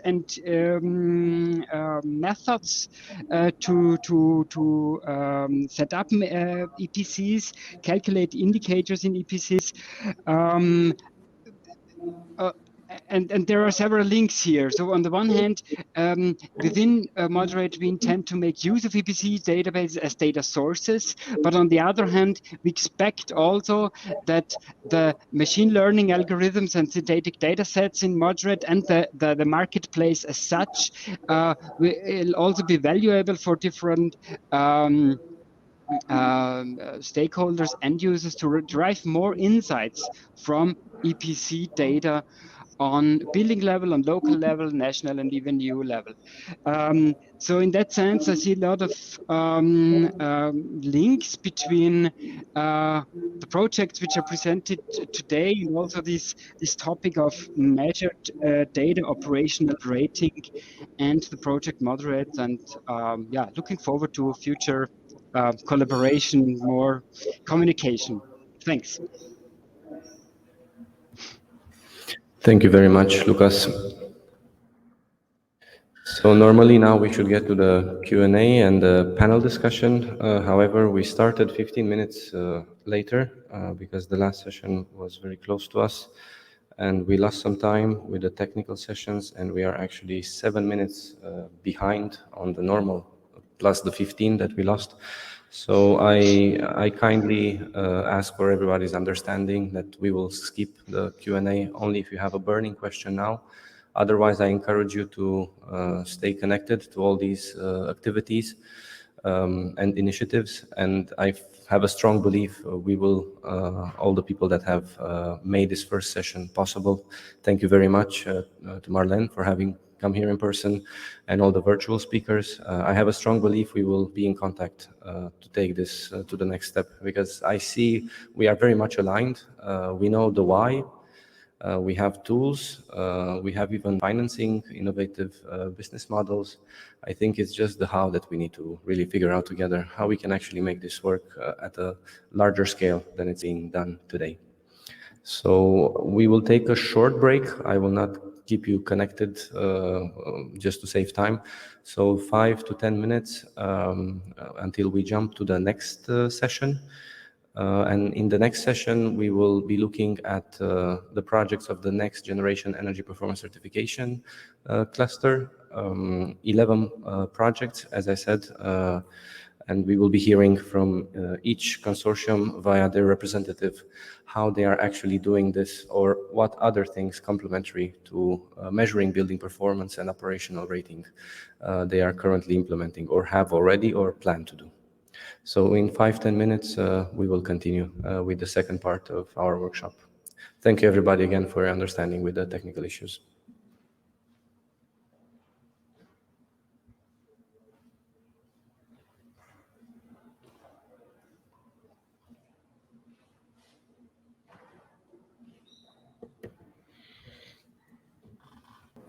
Good afternoon again to everybody here in the room in Nice and also to our attendees online. I hope you are back behind your screens, and also here in the room I kindly ask everybody to take your seats. We will proceed to the second session of our workshop on the topic of energy performance certification and assessment procedures. And today we are covering the topic, the specific topical aspects behind measuring building performance and adding operational rating. Me, together with my colleague Jasper, we will be facilitating this event happening both physically and virtually. And of course, great thanks to R2M solution team in the Régie Technique to keep everything smoothly running. We are a group of 11 EU-funded projects that are working on this topic. We have been cooperating now for years. This is just another event that we felt it's the timely need to do it and make progress. And our mantra, of course, is going farther together as opposed to going fast alone.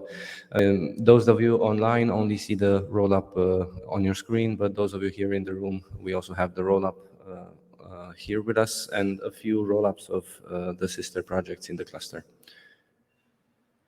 Last year we were, we were before at Sustainable Places. It's really great to be here back. Last year we looked at smart buildings, specifically the Smart Readiness Indicator, how it relates to building performance assessment and certification.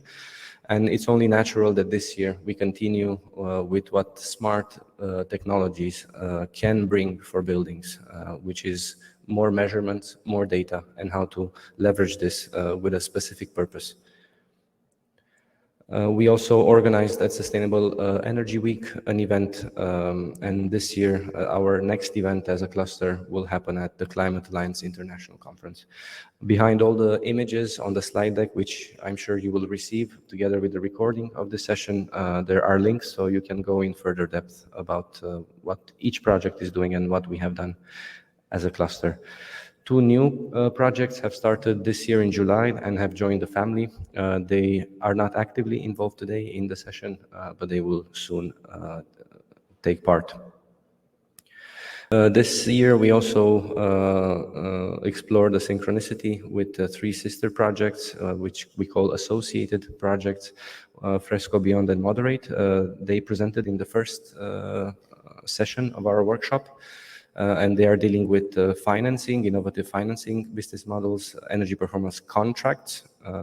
It's the same acronym, EPC, but it's contracts. Beyond, dealing with big data and AI, and Moderate, working to develop a marketplace for open data exchanges for buildings, of course. Now we get to the point of this second session. So EPCs, just a recap for those of you that joined only now, the second session, EPCs are becoming a centerpiece of the EPBD with the ongoing revision because they are linked with all the other policy instruments. You can see some of them mentioned here on the screen. And they will also be used as a reference for financing building renovation activities. So it's the highest potential that they possess to ensure coherence for energy performance assessment and certification, be it asset rating or operational rating.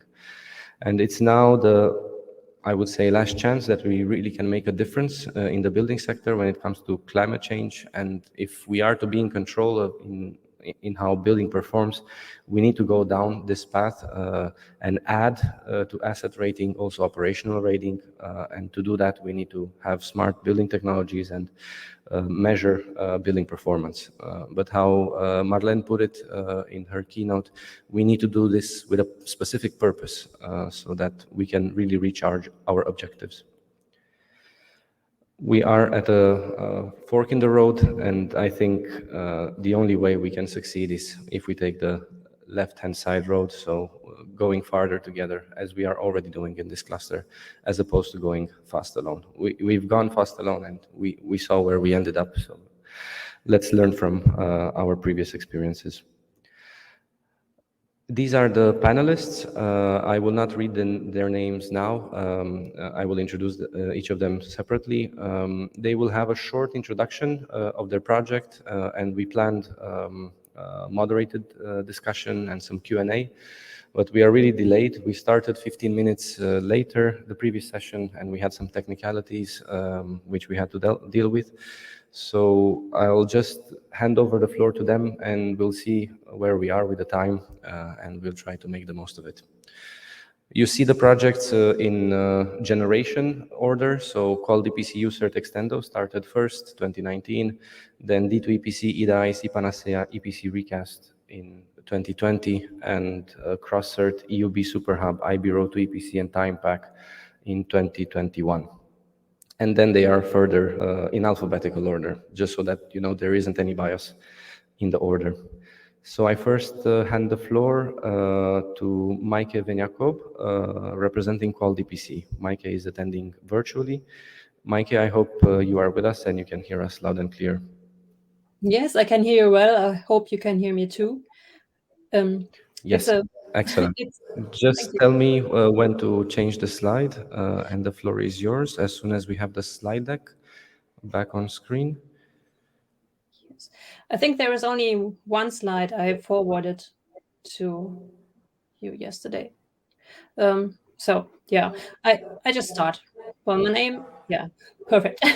Well, I'm Maike Veniakob from Wuppertal Institute in Germany, and we are the coordinator of the Qual DPC project, which seems to be one of the oldest one. And it's great to team up with the cluster again, and it's great to see that the cluster is still growing. So Qual DPC, it's an abbreviation for High Quality Energy Performance Assessment and Certification in Europe, accelerating deep energy renovation. And the objectives of our project is to enhance the quality and the cross-EU convergence of the EPCs, and also to enhance the link between EPCs and deep renovation. And yeah, well, how have we done it so far? We are coming to the final stage, I would say. There are still 6 months left, but there's still much to do. So we have had intensive dialogues between stakeholders at all levels, on the national level, on the EU level, partly on regional level, right from the beginning of the project. And we have come up with them with 7 development priorities. And one of this priority was the enhancement of the user friendliness of the EPCs. So we come up with a nice, better enhanced EPC form, and we have tested this one in 98 buildings throughout our partner countries, and got I think only positive replies.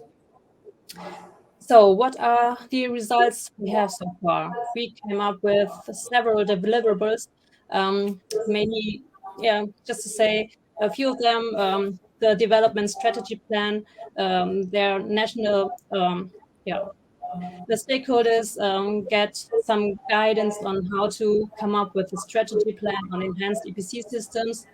We released a white paper on good practice in EPCs, where we describe our 7 development priorities and say what has to be enhanced, what has to be increased. Then lately we released the guidebook for improved EPCs. That's really a guidebook with step-by-step advice. Then there is the Deep Renovation Network platform called Renovate EU. where real guidance for several countries is now online. And of course, there's the EPBD recast, and we try to come up with several policy recommendations to the EU Commission, and we hope that we have some impact there. As you see, we do not have a real touch on measuring building performance and operational rating. We just try to enhance the EPC system itself, but I guess the next projects will have more information on the real topic of this workshop. So thank you. Thank you, Maike, very much. Next, representing UCERT, we have physically here in Nice with us, Marlene Spiekman. Please, the floor is yours. So the USEC project, the focus of the USEC project is to make the energy performance certificate more user-centered. And the project is started in 2018 and is almost finished. And when we started the project, we started with an ethnographic research to see what are the needs and what are the expectations of the actual users. And then we focus on expert users, but also on the non-expert users. And with this ethnographic research, we found out that there's a lot of indicators that people really like. But what really has added value, of course, is energy performance, a more realistic one than we have now, but also information on the indoor environmental quality, or the things related to health, things related to comfort. Smart readiness was, of course, often mentioned, probably mostly by the experts, and cost, relation to cost, the investment cost, but also the total cost of ownership. So these are the things gathered from that research, and we incorporated those. What we actually did is, because it is quite a number of indicators, we made a repository of indicators, and we made a collection of data and developed a more user-centered certificate, which could be used by expert and non-experts in a way that if you look at the non-expert version, you have a very simple set of indicators on that certificate. But if you are an expert, you can have a more extensive one, but they're all based on the same set of indicators, the same basis. What we also did is, and that I told you about in the previous session, is we looked at how to make the calculation more realistic, more closer to reality. And we try to make a protocol so that the people who make these calculation tools have a stepwise approach how to incorporate more and more this realistic use. So what we did was we linked that to the European standards, the European standard related to the EPBD, so the hourly method, and had a stepwise approach how to replace the standard user for the extra user, an actual user. We incorporated different levels of questionnaires, so you could also choose if you want to have an extensive interview with people or only a very short questionnaire online. And also we had several levels of data you can use and attach to the model. And the added value there is that you get a better prediction of the effect of renovations, not only on energy saving, but also the effect on indoor comfort, indoor air quality. And I leave it with that.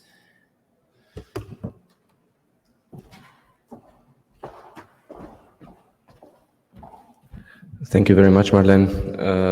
Now it's Extendo project's turn, and Lukas Kranzel, the floor is yours. Yeah, thanks. My name is Lukas Kranzel from TU Wien Technical University in Vienna. I have the pleasure and the honor to share with you some thoughts and results from the Extendo project. Next slide, please. So Extendo stands for extending the energy performance assessment and certification schemes via a modular approach. Next slide, please. Our project actually started in 2019 and came to an end now in August. So as far as I understand, it's the first of the EPC sister projects that is now really coming to an end. The main objective of Extender was to demonstrate and encourage the rollout of 10 innovative EPC features, and by that improve reliability, usability, and convergence of practices and tools. So we split these 10 features into 5 features regarding innovative EPC indicators and 5 features on innovative use of data in EPCs. And from these 10 features, one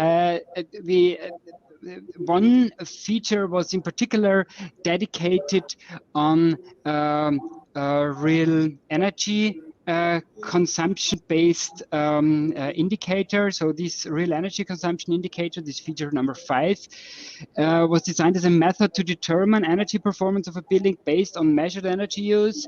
And basically what the method does is to standardize, to normalize actual measured data to standard conditions of climate and use, so a corrected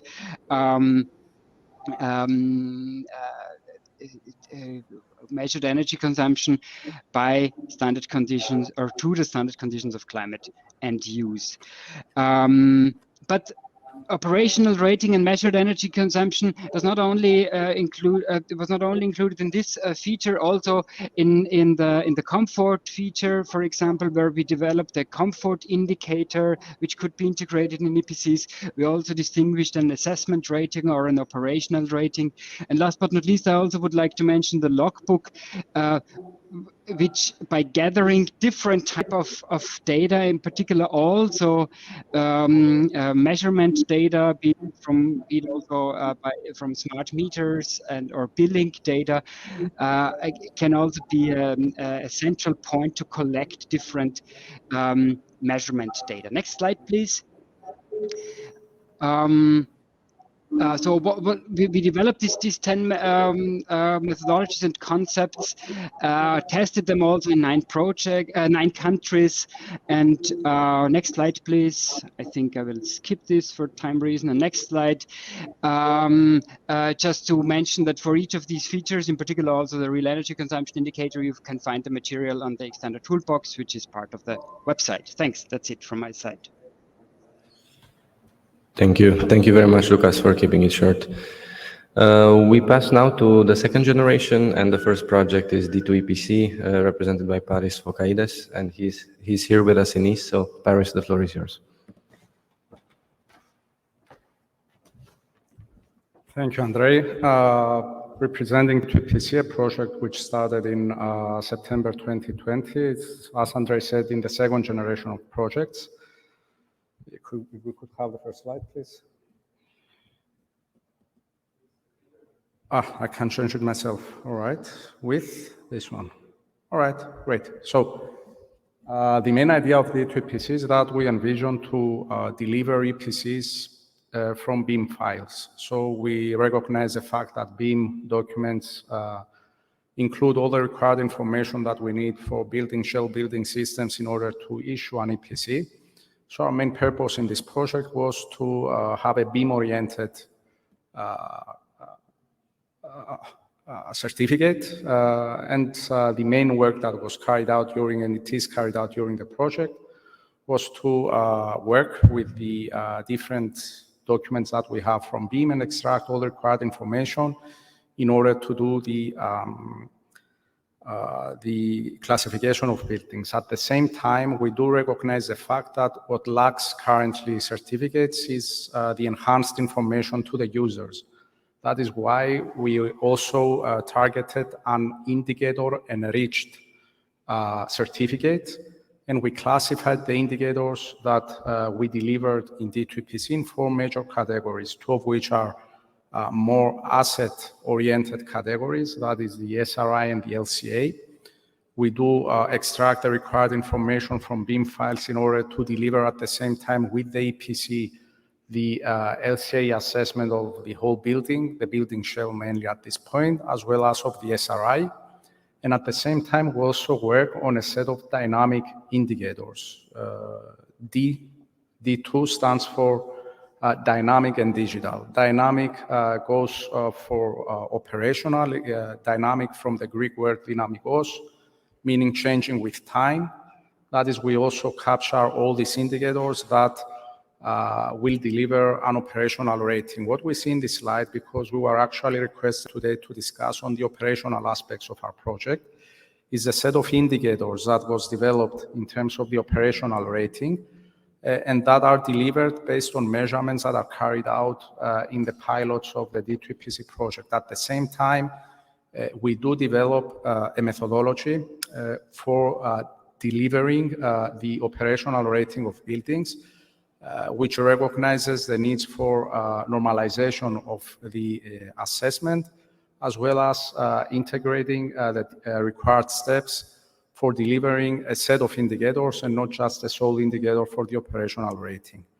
Based on our work and on our experience and all the work that has been carried out in the project, we have also initiated a new working group in CEN, which was approved and which will initiate its activities in October for operational rating of energy operational rating of buildings. This working group is under TC371. I'm the convener of this group. The secretariat is UNE. UNE is also a participant in the project.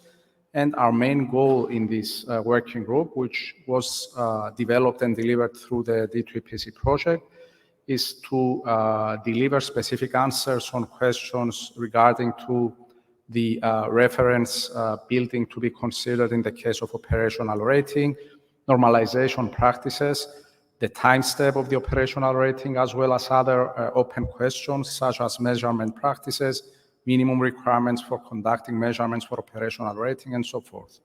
We recognize the fact that there is a great gap in the standardization in the field of operational rating. We have everything that we need for asset rating. Unfortunately, we do not have any standards for operational rating. To this end, D2PC took this initiative, and we envision that we will be able to deliver significant information for next generation EPCs. At the same time, we also, as said earlier, developed a set of indicators for dynamic rating of buildings, for operational rating of buildings. These indicators are mainly based on the life cycle costing, in the sense that having the operational rating, we are able to deliver LCC indicators for the dynamic performance of the building on an annual or biannual basis, giving the indicator to the user in which way to improve or to inform the user whether the performance was satisfactory. In this way, by developing, and this is also envisioned in D2PC, by developing a scheme of penalizing or awarding the user of the building for a better or worse performance compared to a reference, we aim to have an interactive,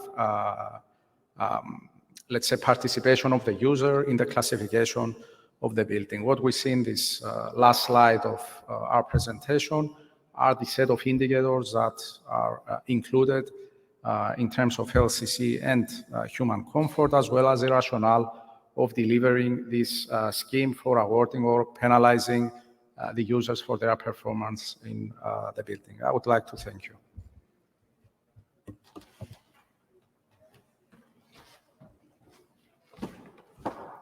Thank you, Paris. The time is now for EDICE, and we have Michal Pomianowski here with us. Please, Michal, the floor is yours.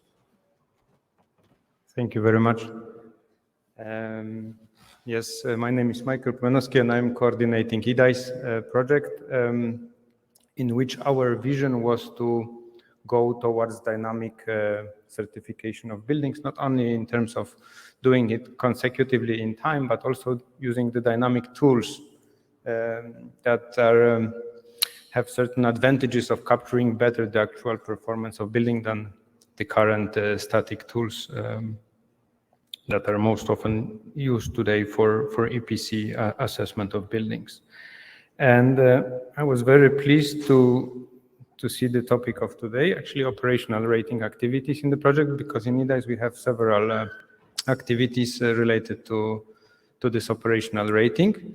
And I have tried to capture most of them. in the project.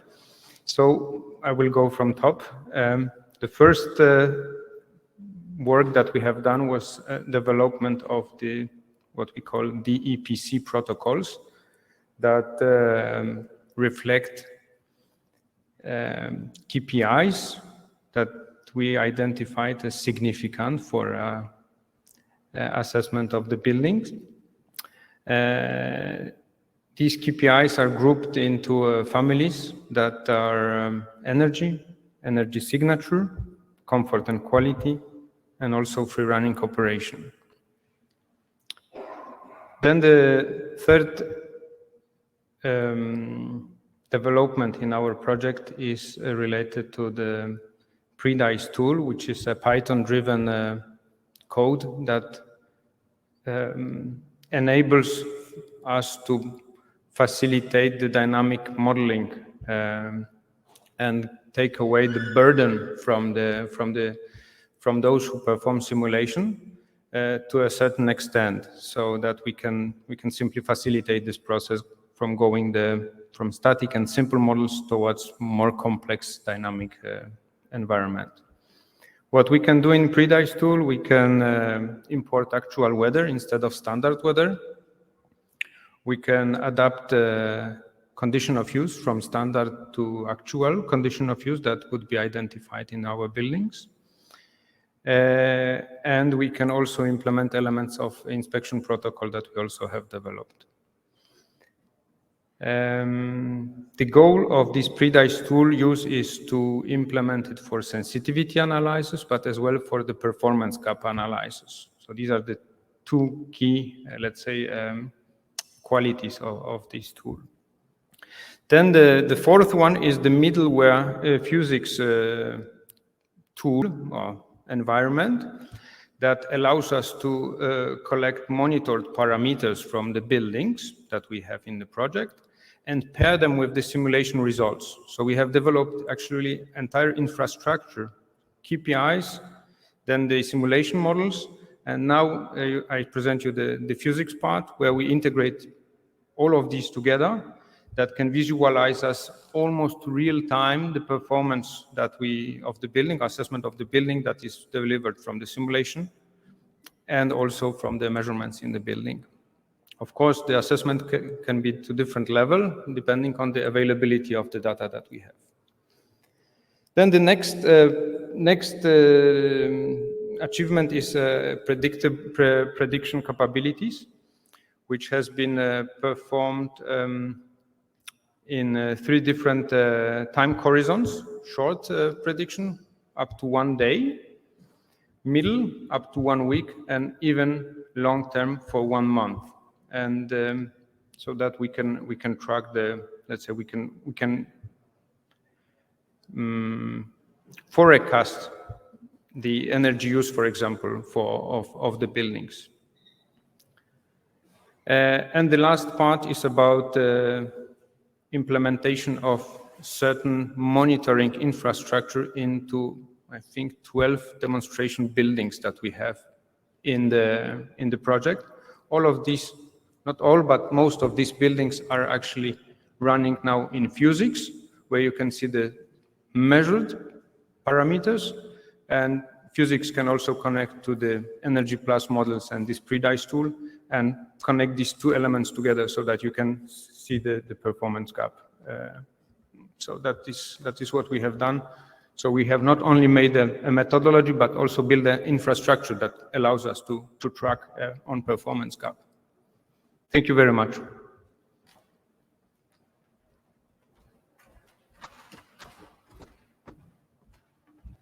Thank you. Thank you very much, Michal. Very interesting. The third project in the second generation is ePanacea, and we have with us virtually Maria Fernandez Boneta. Please, Maria, the floor is yours. Just let me know when to pass to the next slide. Thank you. Okay. Hello. Good afternoon, everybody. Thank you, Andre, for giving me the floor. And let me explain very briefly in just one slide the key aspects of ePanacea project in relation with this topic. My name is Maria Fernandez. As Andre said, I am the project coordinator of IPANASEA, and I work for CENER, the National Renewable Energy Center of Spain, specifically in the energy transition in cities department. So, well, regarding the IPANASEA and this topic, sorry for the high density of this slide, but I have tried to condensate these key aspects. So this is the result, I'm afraid. So the IPANASEA project has developed 3 different energy assessment methods to cover the needs for the next generation of energy assessment and certification at different levels, specifically focused on the integration of measured data into the current schemes with the objective of overcoming EPC challenges, such as the performance gap, lack of accuracy, and lack of end users engagement. In this slide, I am going to focus on the assessment method 3, which is based on the auto-calibration of white box building energy models, covering the whole workflow, and a global concept for the EPC based on this type of energy performance assessment. This global concept suggested for the new EPC is summarized in this figure represented by the so-called the EPC cycle. This approach implements a sequential structure that enables to obtain a calibrated model based on actual consumption patterns, which means the EPC in use. At the same time, it will provide a more accurate standard EPC after correction of the calibrated model by climate and use.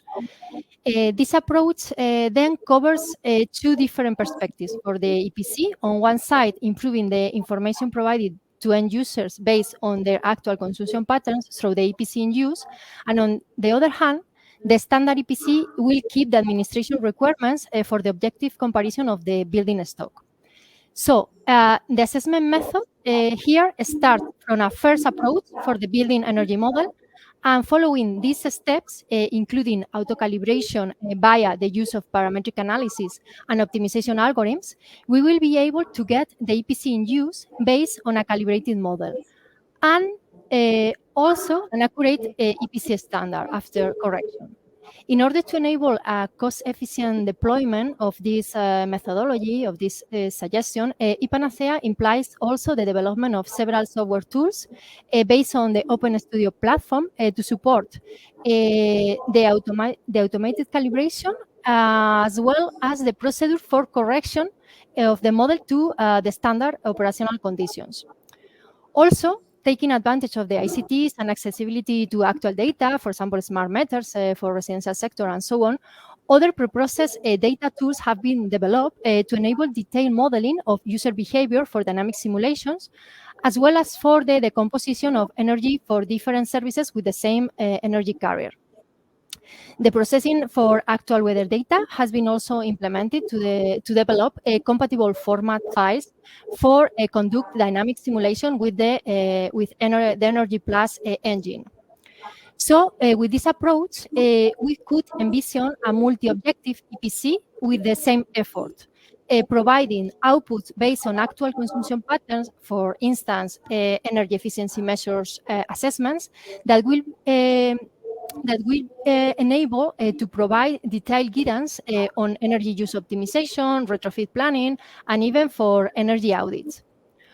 On the other hand, this also enables getting an accurate standard EPC, solving uncertainty of some thermal parameters of the building energy model, for instance, thermal transmittance or infiltration rate, for instance. So through this process of calibration. And this also covers then the needs from the administration point of view, obtaining a certificate based on standard conditions, using this for regulatory purposes. So since the time is limited here, if you're interested in this approach, for more information, please visit our project website at ipanasea.eu or contact us via email directly. I also encourage you to subscribe to our newsletter and follow on our social networks. Thank you so much for your attention. Thank you very much, Maria. And also, like Mike, you really kept it to one slide, as was the kind requirement. Now, the last project in the second generation, EPC Recast, Jana Benjalova. I know you are with us virtually, so please, the floor is yours. Just let me know when to go to the next slide. Good afternoon. I hope you hear me. Yes, loud and clear. Thank you. So EPC Recast is a project that will provide a toolbox to assess energy performance in buildings and renovation needs for the next generation of certificate with focus on residential buildings, more specifically existing ones for which renovation is one of the most challenging issues.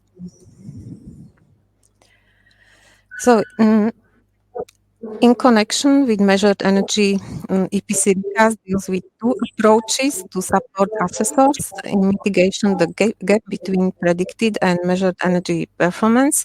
So the first approach is an iterative process for calculation model calibration using measured data. So calculation starts with actual input data, model definition, running simulation. Next step is comparison of result with meter data and error estimation, improvement of model if needed, and finally validation if certain level of error is achieved. We can say then that the calculation model is calibrated and it can be used also for standard asset rating calculation. There are many common steps for calculation model calibration, and the second approach in EPC Recast, that is measured energy performance, operational rating. And the main common steps for use of meter data are the data pre-processing and cleaning, disaggregation per energy uses, extraction of relevant inputs, for example, climate, behavior, and several technological components will be proposed in EPC Recast toolbox for this pre-processing of data for calculation model calibration, but also for operational rating. So the second proposed procedure deals with measure energy performance, operational rating for heating and hot water preparation only, because EPC Recast deals with residential buildings. This is a method for normalization of meter energy consumption to typical conditions using regression. I would like to mention that we should be careful when we talk about the rating, because the method based on measured data is very sensitive to data quality, behavior of users, and also interpretation of measured data, and calculated energy performance should be the main indicator for rating. The potential use of normalized metered energy consumption under typical operating conditions is to be reported in EPC together with asset rating to enable comparison between calculated and actual performance. And dedicated page in EPC template is proposed in EPC Recast. And to verify the correctness of calculated energy, that is very important for financial and subsidy scheme for confirmation of predicted energy savings after renovation. So to confirm or validate how building was really renovated from public money. We think also that this will improve the reliability and quality of assessors' calculation, because if they are aware about this comparison, that this comparison is expected. So existing approach in European standard 15378-3 provides normalization of measured energy for heating and domestic hot water to standard conditions based on yearly data. So minimum 2 years of measurement are needed. So EPC Recast procedure will propose measured energy performance based on shorter intervals, weeks or months of measurement, and extrapolation to the full year. Aggregation of data to suitable intervals is needed, because the hourly data cannot be used directly for regression. Normalization is supposed for climate and indoor temperature. The formulas and procedures are proposed to limit the uncertainty by converting the extrapolation to the interpolation, and the approach was tested on hourly data from simulation and short-term measurement. For example, 10 weeks or 3 months was sufficient for extrapolation to the full year. The data quality is a crucial problem. Not all buildings are suitable for this approach, and a certain level of building automation and control system and metering are needed. So there will be proposed some link to SRI level and SRI of the building. The calculated energy signature based on simulation will be reported in EPC for typical climate of building location that will allow owner to use it for comparison during the real operation of the building. Some first observations from testing are that hourly measured data can be used as suggested in the draft EPBD revision, but it is not needed in reality because they must be aggregated over longer intervals, otherwise no dependency is observed. And that regression curves may be different for different systems, for example, linear for gas boiler, but sure not for heat pumps.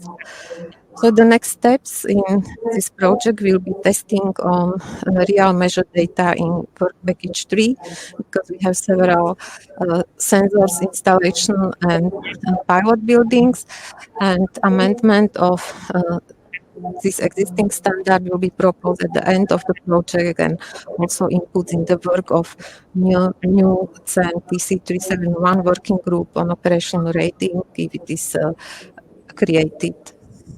So thank you for attention. Thank you, Jana, for your presentation. Now we move on to the third generation of EPC projects, and the first one is CrossCert, represented today also virtually by David Jenkins. Hello, David. I hope you can hear us. The floor is yours. Yeah, thank you very much. I'm Dave Jenkins from Heriot-Watt University in Edinburgh. So we lead the technical work package of CrossCert. The overall project's led by University of Zaragoza, which hopefully you'll be able to see in the slide in a minute. If we can, there you go. And you can see all the other partners as well involved with the project. So CrossCert, we've been going for nearly a year now. And the starting point is a number of buildings that the partners have provided the project from across Europe, so residential and non-residential buildings. And what we're trying to do is run what we call this cross-testing procedure. So we take lots of different EPC methodologies from across Europe. We run those EPC methodologies through those real sample buildings. We then take measured energy consumption of some of those buildings. We also run more detailed dynamic models of those buildings. So we're essentially ending up with lots of different ways of assessing the energy use of those buildings, which we can then compare across all the buildings for which we have that information. So unsurprisingly, these different methods produce different metrics. So if I run a Spanish EPC methodology through a British building, I don't end up with the same EPC type output in terms of the numbers as I would with the British method. And that's worth noting, that's worth discussing, but we're probably just as interested in that journey of actually getting through to the outputs in the first place. And we're coming across lots of really quite significant differences in the EPC approach from these different countries. It was mentioned before the break that there's a fairly low degree of harmonization across the different EPC methods across Europe, even though we all started from the kind of EPBD starting point. And this is really important because when we talk about innovations that we might want to try out with EPCs, so SRIs or operational ratings from measured energy consumption, and we're also bringing that into the cross-testing procedure in the work that we do in CrossCert. But what we find, and what we will, I'm sure, find, is that these innovations won't perform equally well across all the different EPC methodologies because they're so different. So just to give you a very quick example, at the moment we're looking at our UK buildings being put through a Bulgarian EPC method, and the level of detail and bespoke information used in that Bulgarian method is quite different to the UK method, where we use quite a lot of lookup tables and standardized input data. And so it's not just the numbers that are coming out that are different, but the whole process, that whole EPC journey is really quite different between countries and between methodologies. Like a couple of other projects, there's a strong focus on the user, on the end user. So when we're looking at different existing metrics and new metrics that might be involved with EPCs, we're thinking about what is the value to different end use audiences. So we have a series of workshops and engagement events that we'll be running with different user groups. So we want to get feedback from them in terms of what information do they need to do what they want to do, and are some of these new metrics and existing metrics, are they actually meeting that need? We can come up with any metric, any new performance metric that you like, but you have to be sure that someone somewhere actually needs that metric and will make better decisions as a result of having that information. So, and that's particularly obvious when you start looking at modeled energy consumption and measured energy consumption. And what happens if you try to put all that information into one place within an EPC type document? Are you actually providing better information, more actionable information, or are you just throwing more information onto a document which won't necessarily change the sort of actionable information that an end user might have? So we have these different components. We have the cross-testing procedure, which is, as I say, about kind of turning a handle on lots of different models, and then analyzing the results and analyzing what the different methodologies might be telling you about the same building, and whether there's a clash and a sort of contradiction there. But there is this strong focus as well on the users. And what we hope to do by the end of the project is, when we start piecing together different parts of the EPC methodologies and different types of assessment across these different techniques we're looking at, we can go to these end use audiences and say, well, of all these different approaches and of all these different metrics, what is actually useful to you? And then we can sort of feedback that into the process, and hopefully end up with a sort of a more engaged audience that's actually a sort of co-production exercise to produce EPC results that are actually useful. So in the meantime, I'll stop there, but happy to take any questions or have future discussions on all of that. Thank you. Thank you, David. Next in line would be EUB Super Hub. However, Peter, you're here. Wow. Good news. Peter is here. Please, Peter, the floor is yours.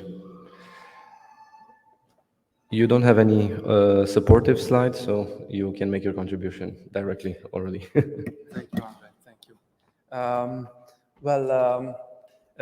Good afternoon, everyone. I'm Peter Jurish from Geonardo Ltd, coordinator of EUB Super Hub project. Excuse me for not having a prior input to the workshop. I also jumped into the workshop from the airport, so just to disclose the main objectives of EUB Super Hub project is that we are not specifically targeting operational building ratings, but our focus is more since we take into account from a large extent the EU levels initiative and the sustainability certificates.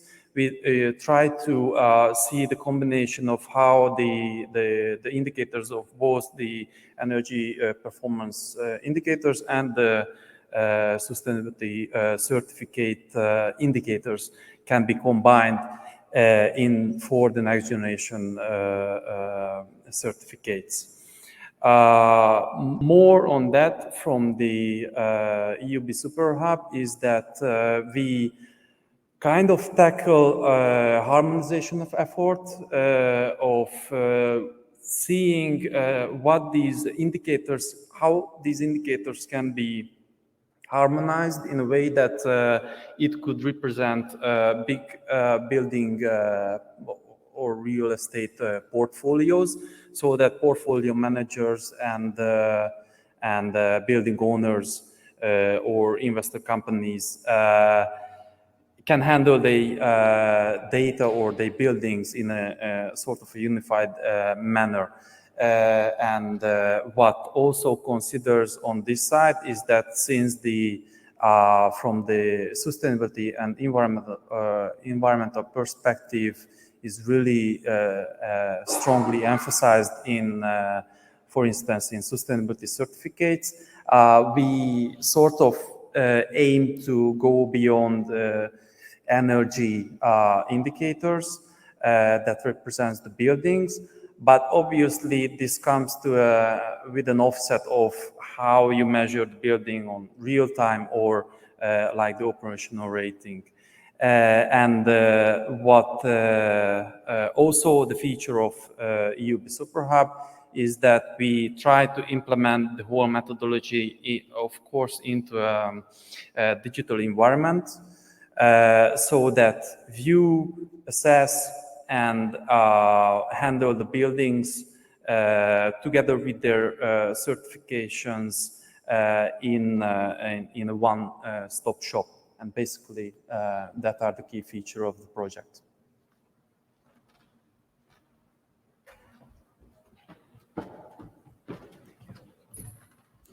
Thank you very much, Peter. And sorry for having not noticed you. It's the first time we meet in person physically, so my apologies. We have two more projects from the third generation. The next one is IB Road to EPC, represented here today virtually by Alexander Delianis. Alexander, the floor is yours, please. Thank you very much, and I think I'll be quite as quick. So a few words about IB Road to EPC. It's a follow-up to the IB Road project. The IB Road worked on the building renovation passport, the digital building logbook, producing a model for these two tools. IB Road to EPC, as one can imagine from its imaginative title, aims to bring the roadmap, the building renovation passport, into the EPC, sort of vaccination, if you want, to make it a stronger tool, taking into account that the EPC is there. It's been there for quite a lot more than a decade. It's been tried and tested, not always successfully, but it's a tool that one can base oneself on as a step and proceed to greater ambitions. Now, as with the previous project, IB Road to EPC is not particularly focused on the issue of operational rating, but the logic of the digital building logbook is that it is a dynamic document which includes information of the snapshots of the various stages of the building as it's being renovated, also going back to the past, to the original situation, perhaps when it was built, bringing together all the information on the building, and this in a dynamic manner. So here is where, in the case of the digital building logbook, where this information enters, the possibility for dynamic following of the building performance. In this case, we are very happy to follow the rest of the projects and apply some of the results that they have. So we are open as a client, if you want, in today's meeting, to integrate in the digital building logbook such results and methods. So that's it for my part, and hopefully there will be time also for the discussion. Thank you. Thank you very much, Alexander. I'm keeping the time as well. And last but not least, we have TimePack project represented here today virtually by Giovanna De Luca. Please, Giovanna, the floor is yours. Good afternoon. Can you hear me? Yes, we hear you loud and clear. Thank you. Perfect.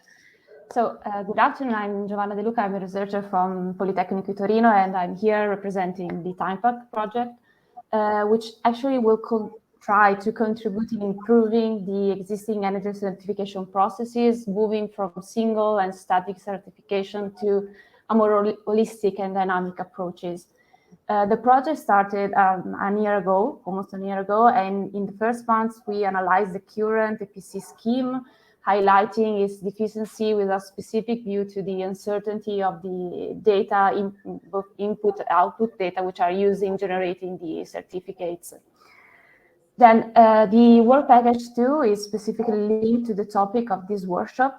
The work package started a few months ago, and it is aimed at proposing an enhanced EPC scheme. Actually, we are currently working on the definition of the concept and the architecture of this certificate scheme and on its requirements. So we are suggesting 2 levels for the development of the concept of this scheme, which are the interoperability of the certificate with different databases, and also the flexibility of the document to be used by different final users and for different purposes. As for the requirements, the enhanced EPC should provide an improved quality of data, of course, starting from the results of the first phase of the project. It should be a dynamic, as dynamic over time document and also a flexible document, and should contain a wider set of parameters, also including operational data. The subtask 2 of the work package is specifically focused in the integration of the operational data into the enhanced EPC scheme. And actually, it is aimed at improving the accuracy and the reproducibility of the whole energy performance procedure, also to add realistic information related to the current building and also to suggest renovation actions. The project is not a research project, so we will not focus on the development of new methodologies. So we are actually providing some guidelines to the users, both regarding, let's say, improving the accuracy of the procedure by providing guidelines for the collection of the required data, as well for the elaboration, derivation, and also for the calibration of the building energy models. While for, let's say, to provide realistic information related to the current building, we will propose new indicators to evaluate both the operational and theoretical performance, alongside other indicators like the smart readiness indicators, indoor environmental quality, and economical indicators. The evaluation of these additional indicators will be based on different case studies, which will be representative of the building stock of the country partners. And we are actually defining them by means of statistical analysis on the database, on the EPC databases for each country partner. And that's all for TimePack. Thank you, Giovanna. Thank you very much. So we now get to the interactive part. I look again at the time. So we started 15 minutes or a bit more delayed. Normally we should have finished at 6, so we theoretically have time until 6:15. I know the dinner is at 7 for those that are physically in Nice. So I would just thank everybody again for the presentation of the project. For me, it's really rewarding to see that most of the projects are dealing with operational rating to a certain extent, or measuring building performance, and those that are not directly somehow are complementing with additional processes. So I think we can take a few questions online. I think we had one. I know Jasper showed me one. Maybe we could start with that one. And I don't know if anybody in the room, or if some of you would like to ask each other certain questions. I also have a couple of questions myself. So let's take the one. There was one online. I think it was from Jaap Hogeling. It's more of a remark, but I think we can transform it into a question in a way. It's referring to the set of EPB standards. Jaap Hogeling, as you know, is the chair of CEN TC 371 at CEN. And he would like to understand, I think EPC recast made reference But he would like to know if the EPB standards were considered and also the Excel spreadsheets that are readily available on the EPB Center website. I don't know who would like to start answering in a certain way.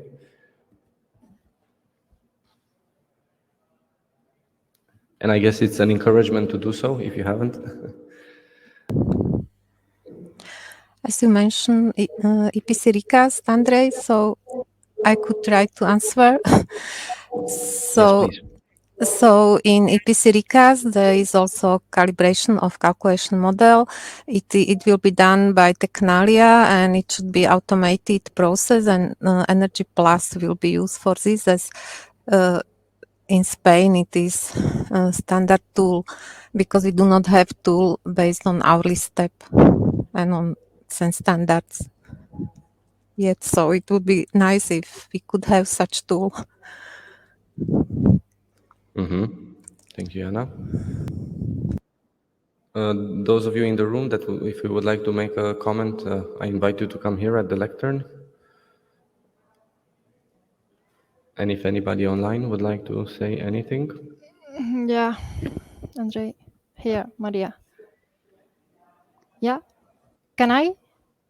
Is somebody speaking? We don't Yeah. hear you very well. Maria. Maria, yes, Yeah, please. If you could speak a bit louder. Yeah, regarding the now I have an echo. Sorry, the colleagues in Régie Technique are adjusting your volume. Just Okay. continue. Yeah, regarding following the standards, yes, we are trying to follow most of them. Some related to indicators and definitions and so on. Regarding the calculation, partially, because I have mentioned that we have 3 different energy assessment methods. So the second one follow the 52,016, but the monthly with monthly calculation step, not the hourly basis. And the third assessment method, we use Energy Plus calculation engine, assuming that it has the approval of the entire building sector for energy performance of building assessment. So we try to follow all of them, but one by one, some parts or other. Okay, that is from my side. Thank you, Maria. I think some of you turned on your camera, the virtual presenters. Did you want to say something about this? I mean, this is Lucas speaking. I just wanted to say that I agree with Jaap that it's really relevant. And in Extendo, we had, let's say, 4 cross-cutting criteria, how we called it, to check all developments against these cross-cutting criteria like user-friendliness and economic feasibility. And one of them was also consistency with international standards. And at least we tried it to be consistent. But I agree that will be more and more relevant in order to facilitate harmonization. Just very short from my side to that point. Thank you, Lucas. I don't know if in the room you would like to say, Michal or Paris? Yeah, the question was if in your work, if you consider the set of EPB standards, the European Energy Performance of Building Standards, and if you use the Excel spreadsheets that are readily available, if yes, why, or if no, why, and how you did it. If you want to speak, if you could come please here. Who would like to go first? Paris? Okay, please.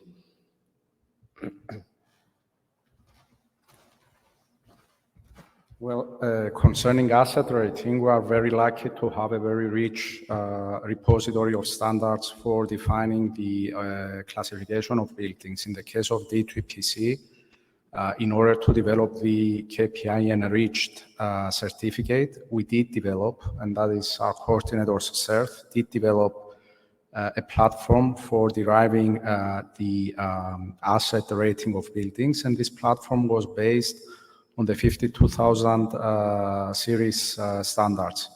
And there was a very thorough analysis of this new standard series. And the tool that was developed, and I think it's already available under the deliverable 4.4 of the project, is based on these standards. On the other hand, we have already underlined the fact that before the operational rating, we have initiated the working group. Jaap is well aware of our work in that field. And we also aim to deliver some work for that as well.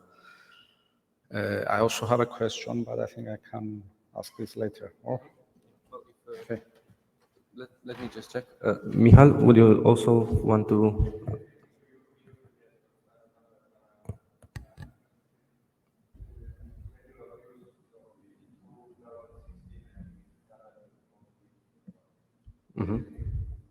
Okay, thank you. Well, then Paris, let's be proactive, please. Let us know your question. Andre, first of all, I would like to congratulate RIBA for taking this initiative to bring all 11 projects together. Very soon we'll be 13 because we also have Smart Living EPC and the other project, which Chronicle, yes. My question, I'm sure that the DG Energy takes into consideration the work that has been carried out in these projects. Could you update us a bit on how I would find, for example, the presence of somebody from DG Energy today here very important. Could you update us on how we communicate our work with DG Energy of this cluster, or if there are any activities in this field? Thank you. Yeah, thank you, Paris. We are taking this road of going farther together as opposed to fast alone. And to all of our events, we try to engage the policy officers to the extent feasible. They are not always available, as we all know. We were lucky with a previous event earlier this summer, not necessarily today, but I'm grateful at least that Shane Donatella was able to participate and present levels, which is, in my opinion, something complementing everything that we are doing in this cluster. And of course, the purpose of us working together is to provide a framework already at EU level to support the implementation of European directives and transposition at national level. And that's why I think if we can have an open communication bridge between ourselves already and bring together all the results of our projects, it would be much easier for the stakeholder community, including member states and policymakers, to make use of all the great work that is currently being done. Normally, this should have been coordinated directly by our project officers, the team at CINEA. However, there have been some capacity issues, as we all know, in the past years. So that's why everything we are doing is very much welcomed.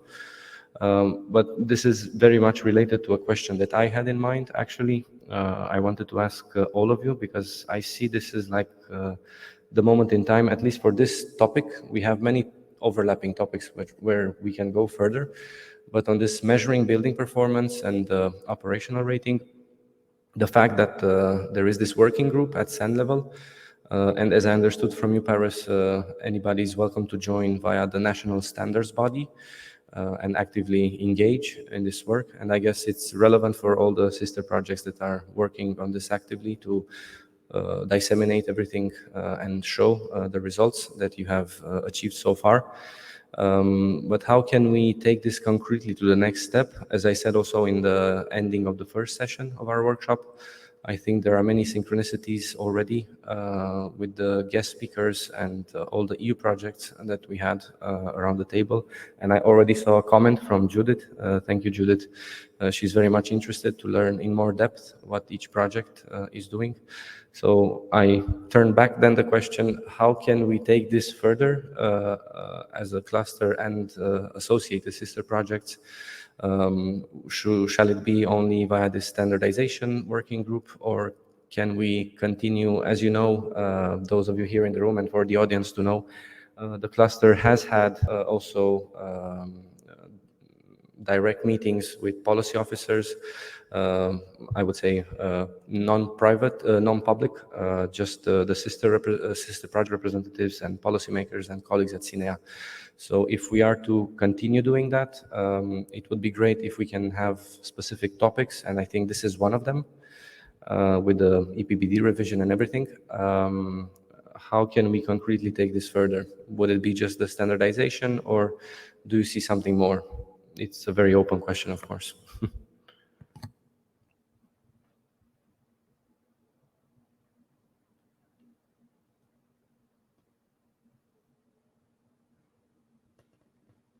Paris.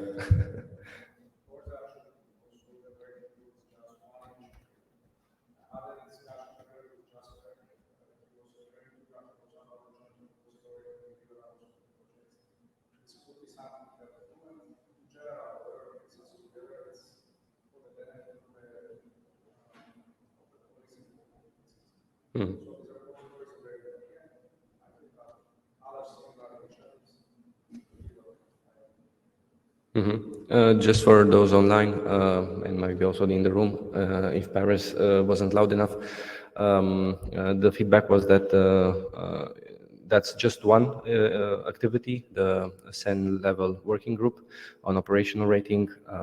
We are currently working to bring all the results together in a common repository. And I guess for this topic and others, we can structure it in such a way that it's easily accessible.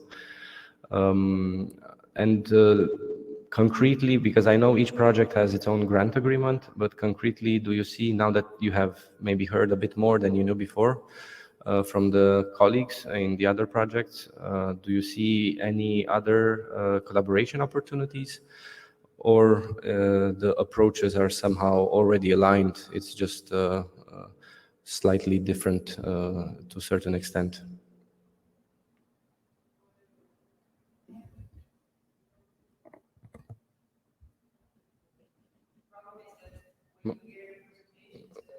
Marlene, maybe if you can come here, please.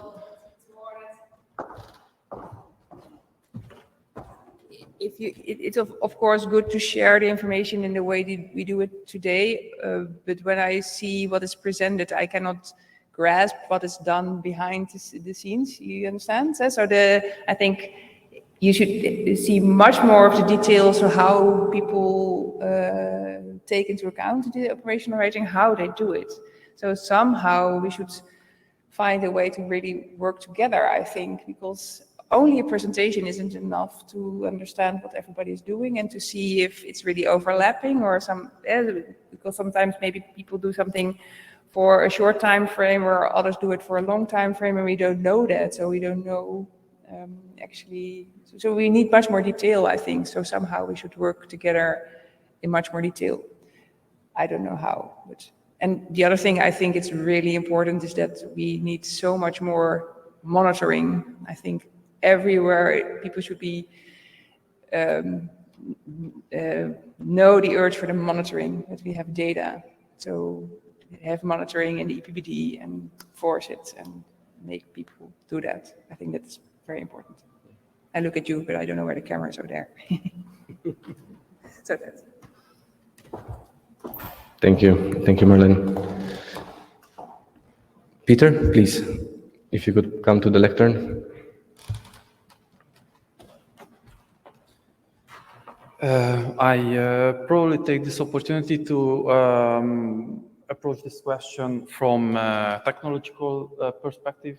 So basically, also our company and from the IT perspective, we see that there is a great potential also sharing the data sources, how different tools that are developed in these projects are digesting this information, how they convert it into their adopted digital logbook, or specifically develop a logbook for their own project.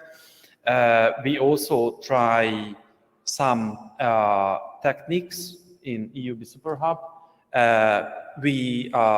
It's a public deliverable, I think, to publish the API, for instance, how we work, and probably if other projects doesn't have such a deliverable or outcome, still on a technical level, certain projects could cooperate, putting forward. So in 5 years' time, 10 years' time, the same service should not be developed, redeveloped again. This is just purely from technological perspective. I hope it was clear. Yes, thank you. Thank you very much, Peter. So it's clear to somehow create a foundation on which you can build further, to have everything together as structured as possible, and then to take it further in more depth, which can be done in non-public events, of course.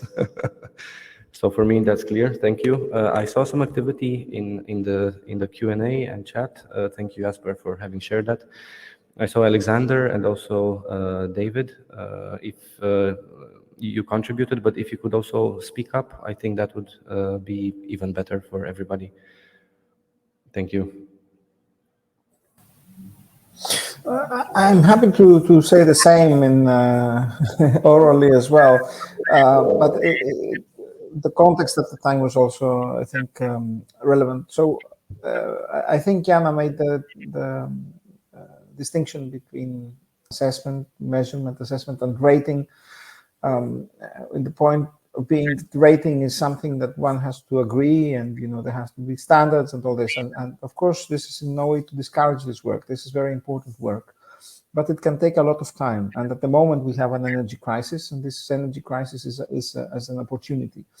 And I think that energy measurement, watching the actual energy consumption of European buildings at the moment with any tools that we have, and getting experience and getting insights from that might be very relevant to the next step being the standards and rating. For example, we see already activities that are aiming towards energy sufficiency and different qualities of energy. Okay, energy for my work is important.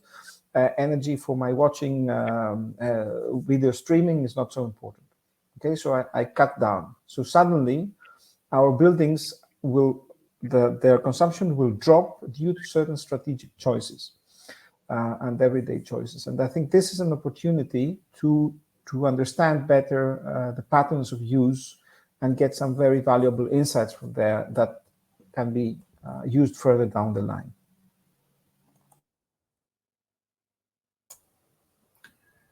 Yeah, I can add to that if this time. I agree with everything that everybody said.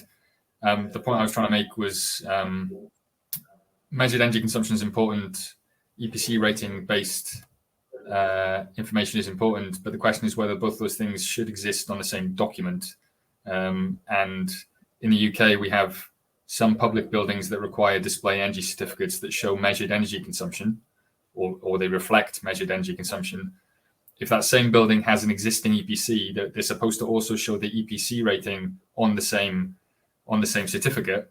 So you can go into a building and see both the measured energy consumption rating and the EPC rating. And for many buildings, they're completely different. So they give you a completely different impression on the energy efficiency of that building. Now, if you're a building energy manager, that might be okay because you understand the context, you understand where they've come from, you understand what they mean. But if we're also pushing that kind of information for households, a householder is going to be very confused by that. Over here, you've got an A-rated building, and over here, you've got a D-rated building because the real energy consumption is much higher than what was modeled. So it's how that can be summarized in a useful way. So we're recognizing that measured energy consumption is really important for lots of things. But we have EPC ratings, and they're developed in the way that they're developed. And it's just that sort of clarity of information. As I said earlier, thinking about the end user of that information, are you potentially going to confuse that person reading that document and therefore actually slow down action rather than speed it up? If I could add something, Jana speaking. So just for explanation, I think that rating is possible on calculation because of Alexander said that we need codification to use measured energy, and it is not easy because each building is different and we cannot prescribe something in this direction. And about the difference between asset and measured rating, so it always shows something is going wrong. So it is also a good message.